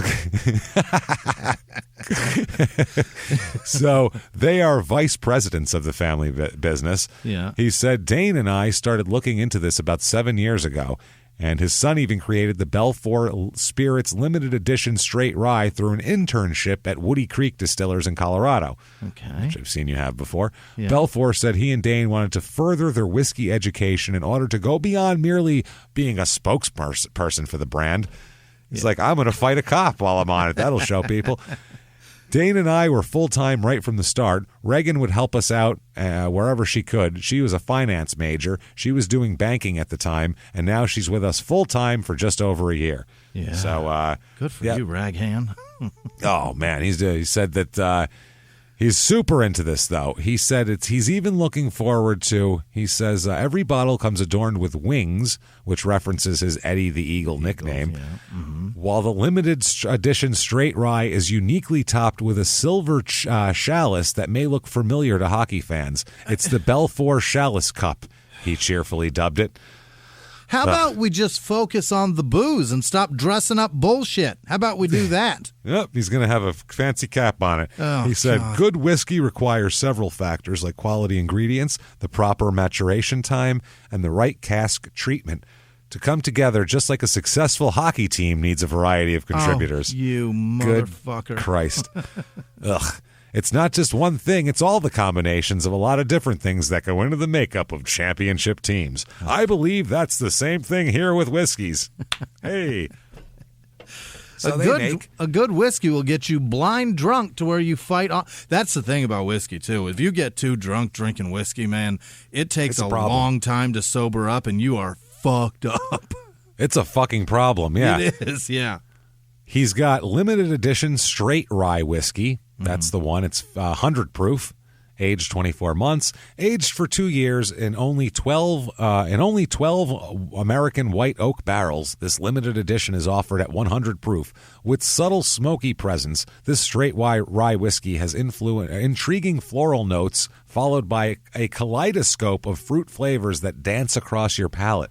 It's 100 proof. Shut the fuck up. Yeah, it's too much. You're not tasting fucking No. floral things on your palate. You're going, hoo-wee, that burns. Holy shit. The special edition straight rye whiskey is 106 proof. Okay. It's too much. It's the Belfour's first special edition was made to honor the heart and soul of any victorious team, the fans. Loyal and dedicated, tried and true, the spirit of champions. Specifically, this is right off their website, by the way. Really? This is their descriptions. Specifically, this straight rye whiskey is dedicated to the Fighting Sioux fans who supported Ed Belfour and his teammates in their quest to win the NCAA hockey championship in 1987. These lifelong fans introduced Ed to the values upon which he founded Belfour Spirits. What, being a drunk? Fighting in the streets? Cherishing family and tradition, loyalty to team, honoring your God-given gifts, and respect for the generations of greatness that have gone before you. Okay. He also has a straight batch, straight bourbon whiskey. It's 105 proof. Only 95 barrels comprise this one-time release. Oh, wow. Okay. Creamy, sweet flavors lead to a finish that's complex and evolving. You will likely enjoy notes of honey, graham cracker, candied orange peel, and sweet pipe tobacco. I fucking hate this so much. And then finally, bourbon whiskey here, finished with Texas pecan wood, in case you want that. 46%, so it's 92 proof, they say here. The majesty of a 300-year-old oversized pecan tree on the old Belfour Ranch in North Texas inspired this unique spirit. We cut that motherfucker down. We cut it down and made booze out of it. 400-year-old tree. We cut that bitch down and made barrels out of it to make you whiskey. It's a tree that'll make you fight a cop. Born out of one of the natural wonders of the Lone Star State, this 92 proof bourbon whiskey aged beautifully in American white oak barrels, then spent extra time mellowing with added staves of Texas pecan wood. These imparted subtle notes of brown sugar and heavy notes of smoky roasted pecan. Yeah. Yikes. I mean, I'm embarrassed by that personally. Yeah, there's no... that's the most embarrassing. Sincerely, If you're Ed, you'd think if you're going to make booze shit, being that you're a drunk, you do it like under an assumed name, you know? Yeah. Otherwise, you're going to end up being like these people who I feel really sorry for, Jimmie. Ed Belfour, head Beechwood Park School in Hertfordshire, UK. Not a whiskey douche? Not a whiskey douche. Okay. Ed Belfour, business owner, New York, New York. Ed Belfour, sales specialist, customer experience management focused, digital marketing certified in Australia. Not a bourbon asshole? Not a bourbon. Weird, right? Ed Belfour, Tier 2 technical support specialist at AT&T in San Antonio. Not a rye reject? Weird. Not a cop fighting rye nut with vaginas on his necklace. Pastor Ed Belfour. Yeah. Pastor at Redeemer Lutheran Church in Gorham, Maine. Only barely feel bad for him. Only barely, yeah. He's probably embarrassing enough on his own. So... now he can drink and calm down. Well, January 28th, 2020, he is at the Grand Hotel and Spa in Bowling Green, Kentucky. Oh, yeah. That's He's a nice hanging place, out. I imagine. Oh, yeah. Well, the police are called. Yeah. Because police say that he caused property damage while, quote, from the report, manifestly under the influence of alcohol. Weird. In Kentucky? I don't believe it. In Kentucky with unlimited booze reserves is fucking... Jesus Christ. Researching like a motherfucker, evidently. I'm just researching. This is good for my business. He falls down. This is You all can't cuff right me. off. Oh, it's all right. That's hilarious. So this is just before 1:30 a.m. Yeah. Downtown Bowling Green. The citation states that Bowling Green Police Department officers were responding to a complaint of a drunken, disorderly person at the hotel when they found Belfour lying on the floor on the hotel's second level by the spa room. Just lying on the floor outside. A little kid that just fell asleep. Just too much.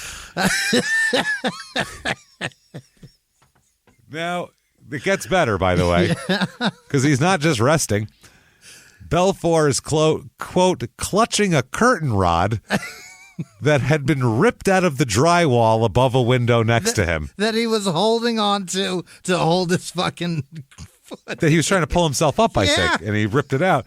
And, quote, kicking the spa door while he was lying on the ground. Somebody help. Hello. This is a disaster. Jesus Christ. What a fucking mess. They said he had slurred speech, bloodshot eyes, and could barely stand up, and had the strong odor of alcohol on his breath. It smelled like a Texas pecan. Yeah, exactly. It was a pecan. He had a lot of creamy notes coming off of it. I smelled a kaleidoscope of fruit flavors mixed with a smoky pecan flavor. That's James, if there are this many, 3, count them, documented times that he was so fucked up police need to be involved, can you fucking fathom how many times this drunk idiot has done somebody just took him home? Embarrassing shit. Oh my God. He's shit his pants before. What a fucking idiot. So the cops want to cuff him, obviously. He also refuses to comply, obviously. Yeah. He does go. Cuff me to the fucking curtain rod. To the curtain rod. This is perfect. He will not be cuffed voluntarily at Belfour. You have to take him down, man. So the initial caller reported that Belfour was locked inside the spa room, but it turns out he was actually on the other side. Yeah. He was on the outside of the spa room because the caller told police Belfour had been drinking downstairs, obviously, where he tried to fight a hotel employee. Oh, my God. Down there to no avail. Then he struck a glass window and broke that before heading upstairs and trying to, quote, force his way into the spa room. Fuck it, I'm taking a bath. So at some point, he just laid down and kicked it while he was laying there. That's how drunk he was. I'll have a sauna. Fuck it. It gets worse, Jimmy. It gets worse because there's a video of it, and I give you a blow by blow. It is so bad. He is a sloppy fucking mess. Yeah. He even told the cops while he was there, it's true. I was out of control before. Yeah. I'm okay now. I'm good now. That was the problem. I'm okay. I'm okay. So it's 3 officers confronting him on the second floor of the Bowling Green Hotel here at around 1 a.m. You can see he is lying on the ground, clutching the curtain rod, kicking a spa door as they walk up. This is on. You can look it up. It's online. Anybody can see it. They tried to get him to his feet, but he was having a tough time with that. Yeah, because, whiskey. They should have realized that was going to be a problem. He then began to crawl around on all fours, quote, mumbling incoherently, and then wrestled with officers as they tried to slap the cuffs on him. There's nothing worse than being a grown man hammered and people treating you like a child. But you did this to yourself. He can't take it. Sir. He can't take it. I'm not a child. I can do it. I'm okay. I'm okay. It's so embarrassing when you can't, though. So eventually, he was able to speak to the cops. Yeah. Chill the fuck out. He apologized over and over again. Yeah. I don't know how much money he offered to get them to forget it, but I give you, it's inflation, $5 trillion. Was from 95 inflation from then is $9 trillion. That's what it is. He's so fun. Oh, this guy's amazing. At one point, an officer asked him what happened earlier in the night. Yeah. And what did he say was this, quote, I think probably what happened was, which is a bad way to start. He doesn't know. I think probably. What happened was. Those 2 words were in a row. I think and probably. In other words, fuck do I know? I was hammered. Ask other people. That's what he should have said. I am. Ask the guy I tried to fight downstairs. He probably has a good idea what went on. He said, I think probably what happened was I was out of control and somebody called the police. Yep. Yeah, that's pretty obvious. Bingo! Then the officer said, why were you out of control? You've been drinking tonight? Yeah. This is how drunk he is. His response is, what are responses to this question? Yes? Yes, no. Absolutely. Or drunks often say, what day is it? They said, why were you out of control? You've been drinking tonight? And he said, right. Which is the drunkest response to you've been drinking tonight you could possibly have. You don't get a drunk. You got it. He said, right. That is so drunk. Think about how drunk that is, bro. Oh, that's my the most God. Stereotypical drunk. That's fantastic. Right. Right. Correct. You win the Vagina Award. You win all of them for this year. You're the best What goalie do we now. have for him, Johnny?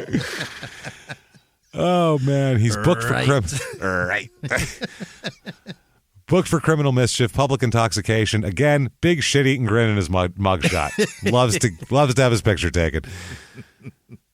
So his kids have so many stories, James. So many stories of we things found that Dad he's in ruined. the pool. Yeah, things like that. Oh, God. He has to apologize now, and he says, quote, as CEO of a company that promotes drinking responsibly, I let myself down, as well as my family, my loved ones, the Belfour team, and fans, he wrote. So it's the same statement he gave 15 years ago. Minus a team.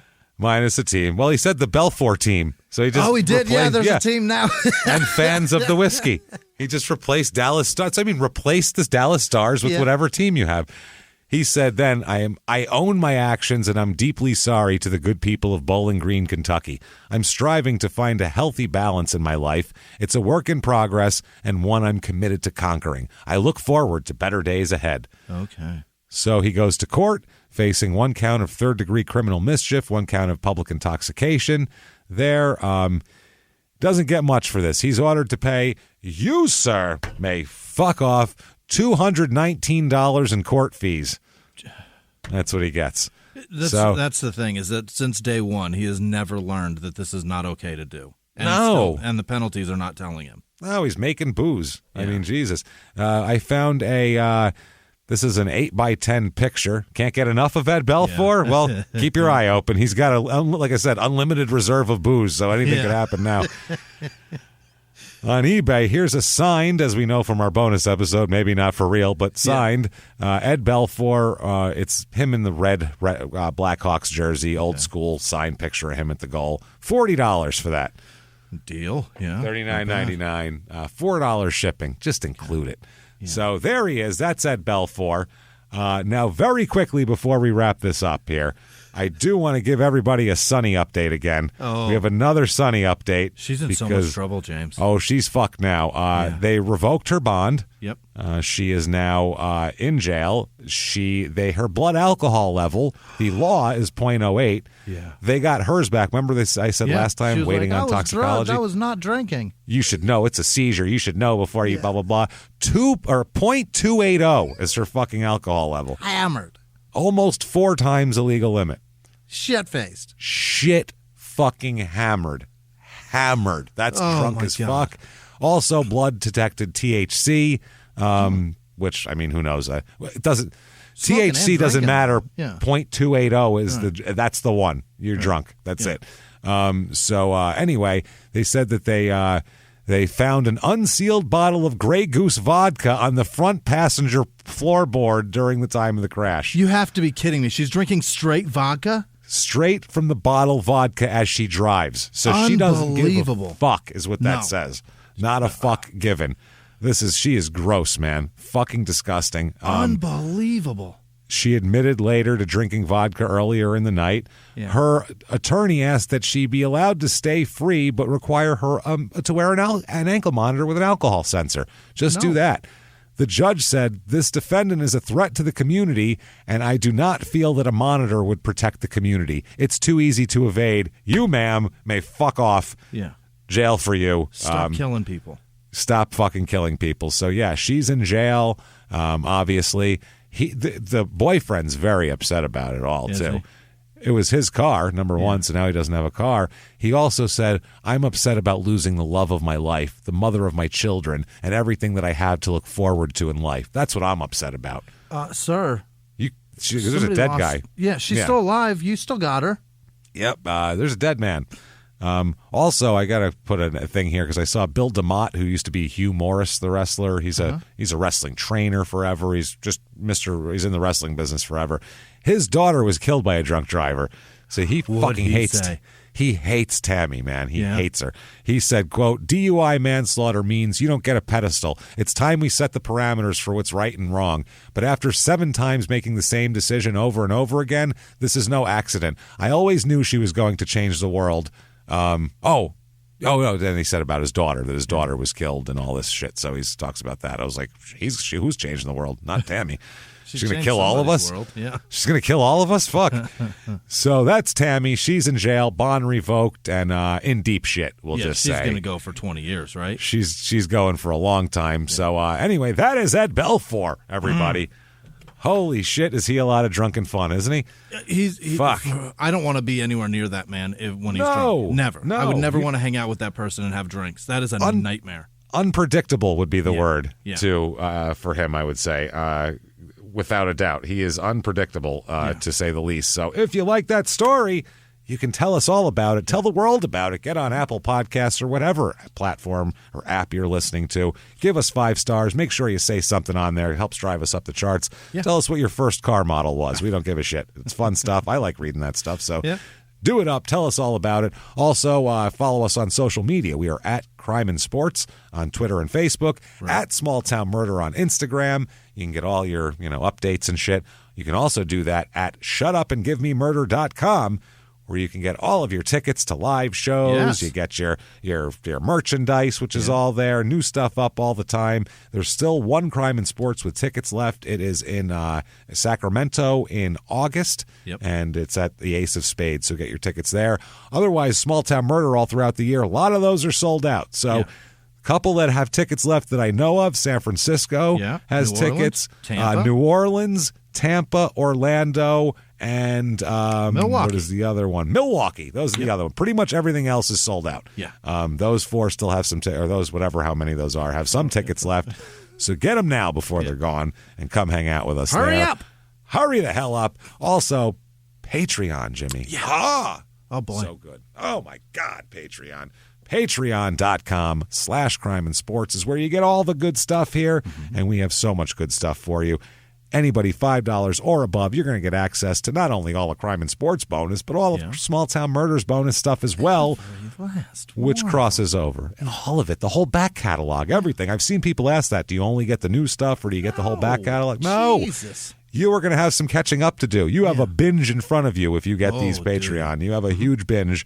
So do that. This week's episodes, we are going to talk about, for crime and sports, the fall of Bobby Knight, the downfall of a legendary national championship winning college basketball coach who just big name took his whole thing too seriously and went a little overboard with his temper and abused some players and did some shit he shouldn't have done, and then told the university to go fuck themselves, and then eventually, no matter how big you are, they're going to bounce you. Down. Yeah. That's what happened to Bobby Knight. We'll talk about hubris and when it gets to you too much. When keeping it real goes wrong? When keeping it real goes wrong. Speaking of when keeping it real goes wrong, you might end up at the place that we're going to talk about for our Small Town Murder bonus. We're going to talk about like a 27-year-old documentary. That's how good it is. It's that old, and we're going to talk about it anyway. It's on. Yeah. It's Rikers Island documentary. What the hell is it called? Lock Up Rikers Island? Lock Up Rikers Island, yeah. Yeah, Lock Up Rikers Island. It's on HBO Max. It was made for HBO. It's probably on YouTube. I can't imagine it's not. It's so old. Yeah. Get it on there. And it's fucking shocking and amazing. We'll talk about that. And then some other prison stuff. It'll be all gross prison stuff for Small Town Murder. We'll talk all about that. It'll be a lot of fun. Check all that out. Patreon.com/crime and sports. And you will get a shout out, of course. Oh, boy. Speaking of a shout out, Jimmie, please give me, I need to hear good people. Oh, yeah. Good people. Give me the list of people who would never, ever, ever drink a bunch of whiskey, spit in our faces, and try to break into our spa while holding a curtain rod that they ripped out of our drywall. Jimmie, hit me with them. This week's executive producer, Cameron Kushwara, Jordan Bennett, of course, James Setchfield, I think, Maria Widerker, Colette Ciarlante, I believe, Amoro Mayo Perez, Jaden Poulignot, you're not? I don't know. Poulignot? That'll just make it tighter. Yeah.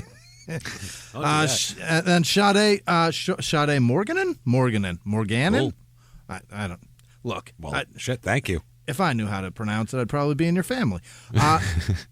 Other producers this week are Paula Collins, Alex Hopper, Liz Vasquez, Billy Ray Valentine. You know who he is. Trading places, baby. Susanna Platt. Who been putting out their cools on my flow? Corporal Carl Kirshner, Peyton Meadows, Brandon Schrick, and Savannah Walker are getting married. Congratulations, you crazy kids. Congrats. Good for you. That seems like the right thing to do. Joey Pepperoni Nips. Oh. Richard Spencer Jr. is beating cancer. Keep it up, Richard. Nicholas Parker, Robert Hodling, Frank Zakra, the South African birdwasher. That's who that is. Dayman, not to be confused with the Nightman. Keith Obviously. Cole, Janice Hill, Jason Ohanian, Mike East. Happy birthday, Mike. Joy Nix, Mariah Ulrich, Scooby Douche. That's pretty good. Lee Viathan, Paul Lumpkin, Jason with no last name, Amber with no last name, Michael Cheney, Michelle Poochie. Amy, one of those. Amy Michelle, Healy, Terry Stafford, Fox Dembo, Daniel Kippen, Caleb Stewart, Jason Transu, Mike with no last name, Stacy Heben,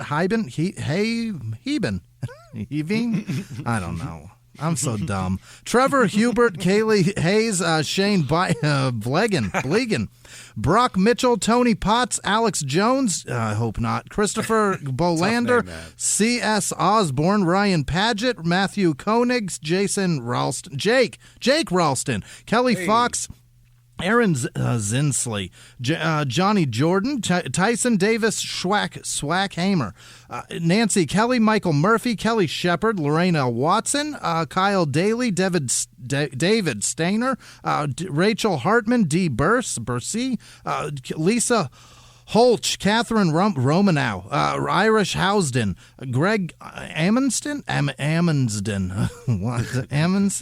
Jason Cool, Santa Hopkins, Frankie and Dave, Thomas Montequila, Mona Johnson, Amber Green, Jay Field, Amy Ann Cindy, Annie Bailey, Luke Nowlin, David Chapman, Kristen Lopez, Terry Burston, that's what it is, Fiona Murray, Diane Antonopoulos.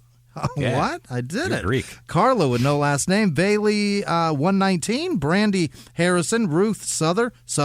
Stephanie Marquette. Kara with no last name. Erica Lynn. Anthony Benanti. Fuck, he's Italian. Uh-oh. God damn it. It's a problem. Fernando Hernandez, Josh Traber, Andrew Corbett Kelly, Rhonda McMasters, Essence Ray, Andrew Zappin, Skyliana Ayers, Autistic Seaman, all right, Lisa Marie Hurst, Matthew Dankenbring, Jenna Glover, Cole Sumner, Liz R. Dat Guy Zach, Alyssa Suter, Sage Atterbury, Taylon Body, Sherry Lynn Chamillard, Mr. Big, Eric Narson, Gary Soberg, Amber with no last name, Jeannie Bonilla, John Tomasic, Jalen White, Susie Emerson, William Ware, Jennifer Murillo, Jessica Rendon, Javier Aguilar, Rhiannon Davies, Carrie Overstreet, Lux Sen, I smack this chair constantly, Kendra Scarberry, Kendall Armstrong, Travis Benanti. That was accusatory. Kendall Armstrong. Step forward. Answer for your charges. Jesus. Candace Walbeck, Judith Carter, Brent Sponsel, Joel Hoyt, Matt Snelling, Marissa Blackman. That's all threats. The only ways it could be. Edward Aponte, Bertinator 84, Charlie McMeans, Mike Chekowitz. I don't know. Nick McGowan, Lindsay Chansley, Bain Turnbow, Wendy Steer, Jason Goodwin, Wolf Pussy. All right. Shauna Rives, Chandler Haskell, Carrie Soperdyer, Brandon with no last name, Corey Clark, Tommy with no last name, Fred Thomas, Kirk Wildermuth,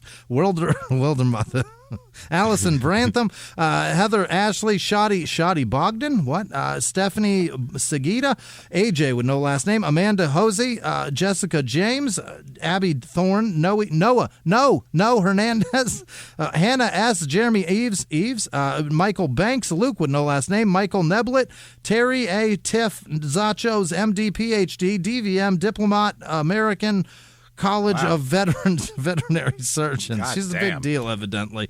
Renee Patterson, Ian Black, Ian, I think, Sarah Nielsen, Lala with no last name, Brad Lutz, Craig Driscoll, Shan with no last name, Marshall Banana, Ava Bowling, Tara Hacker, Praise Hune, Andrea Mennies, Michael Ferguson, Michael, Paula with no last name, Tracy Moyer, Mike Crotch Burns, James, Junior though. Great. So, Junior. Samantha Danielle, problem.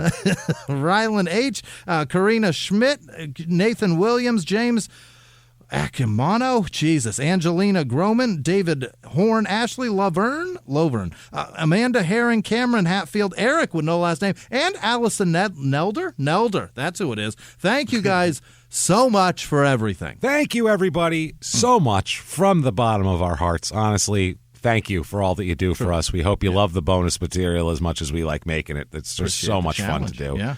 So thank you for the feedback on those two. People, they really like the bonus material. So we're thrilled with that shit, and we're going to keep doing it forever until we run out of shit to talk about, which there's a lot of assholes in the world. I feel like we could do it for the rest of our lives. Yeah. So it's going to take a little bit. So while we do that, you guys keep hanging out and follow us on social media. You can find that through our site, shutupandgivememurder.com, or just you can Google Crime and Sports Podcast Hosts, and there we are. You can find us on social media. Do that. Keep coming back, because, God damn it, you can't stop. You can't keep us away, because we are live from the Crime and Sports Studios, and we will see you next week. Bye.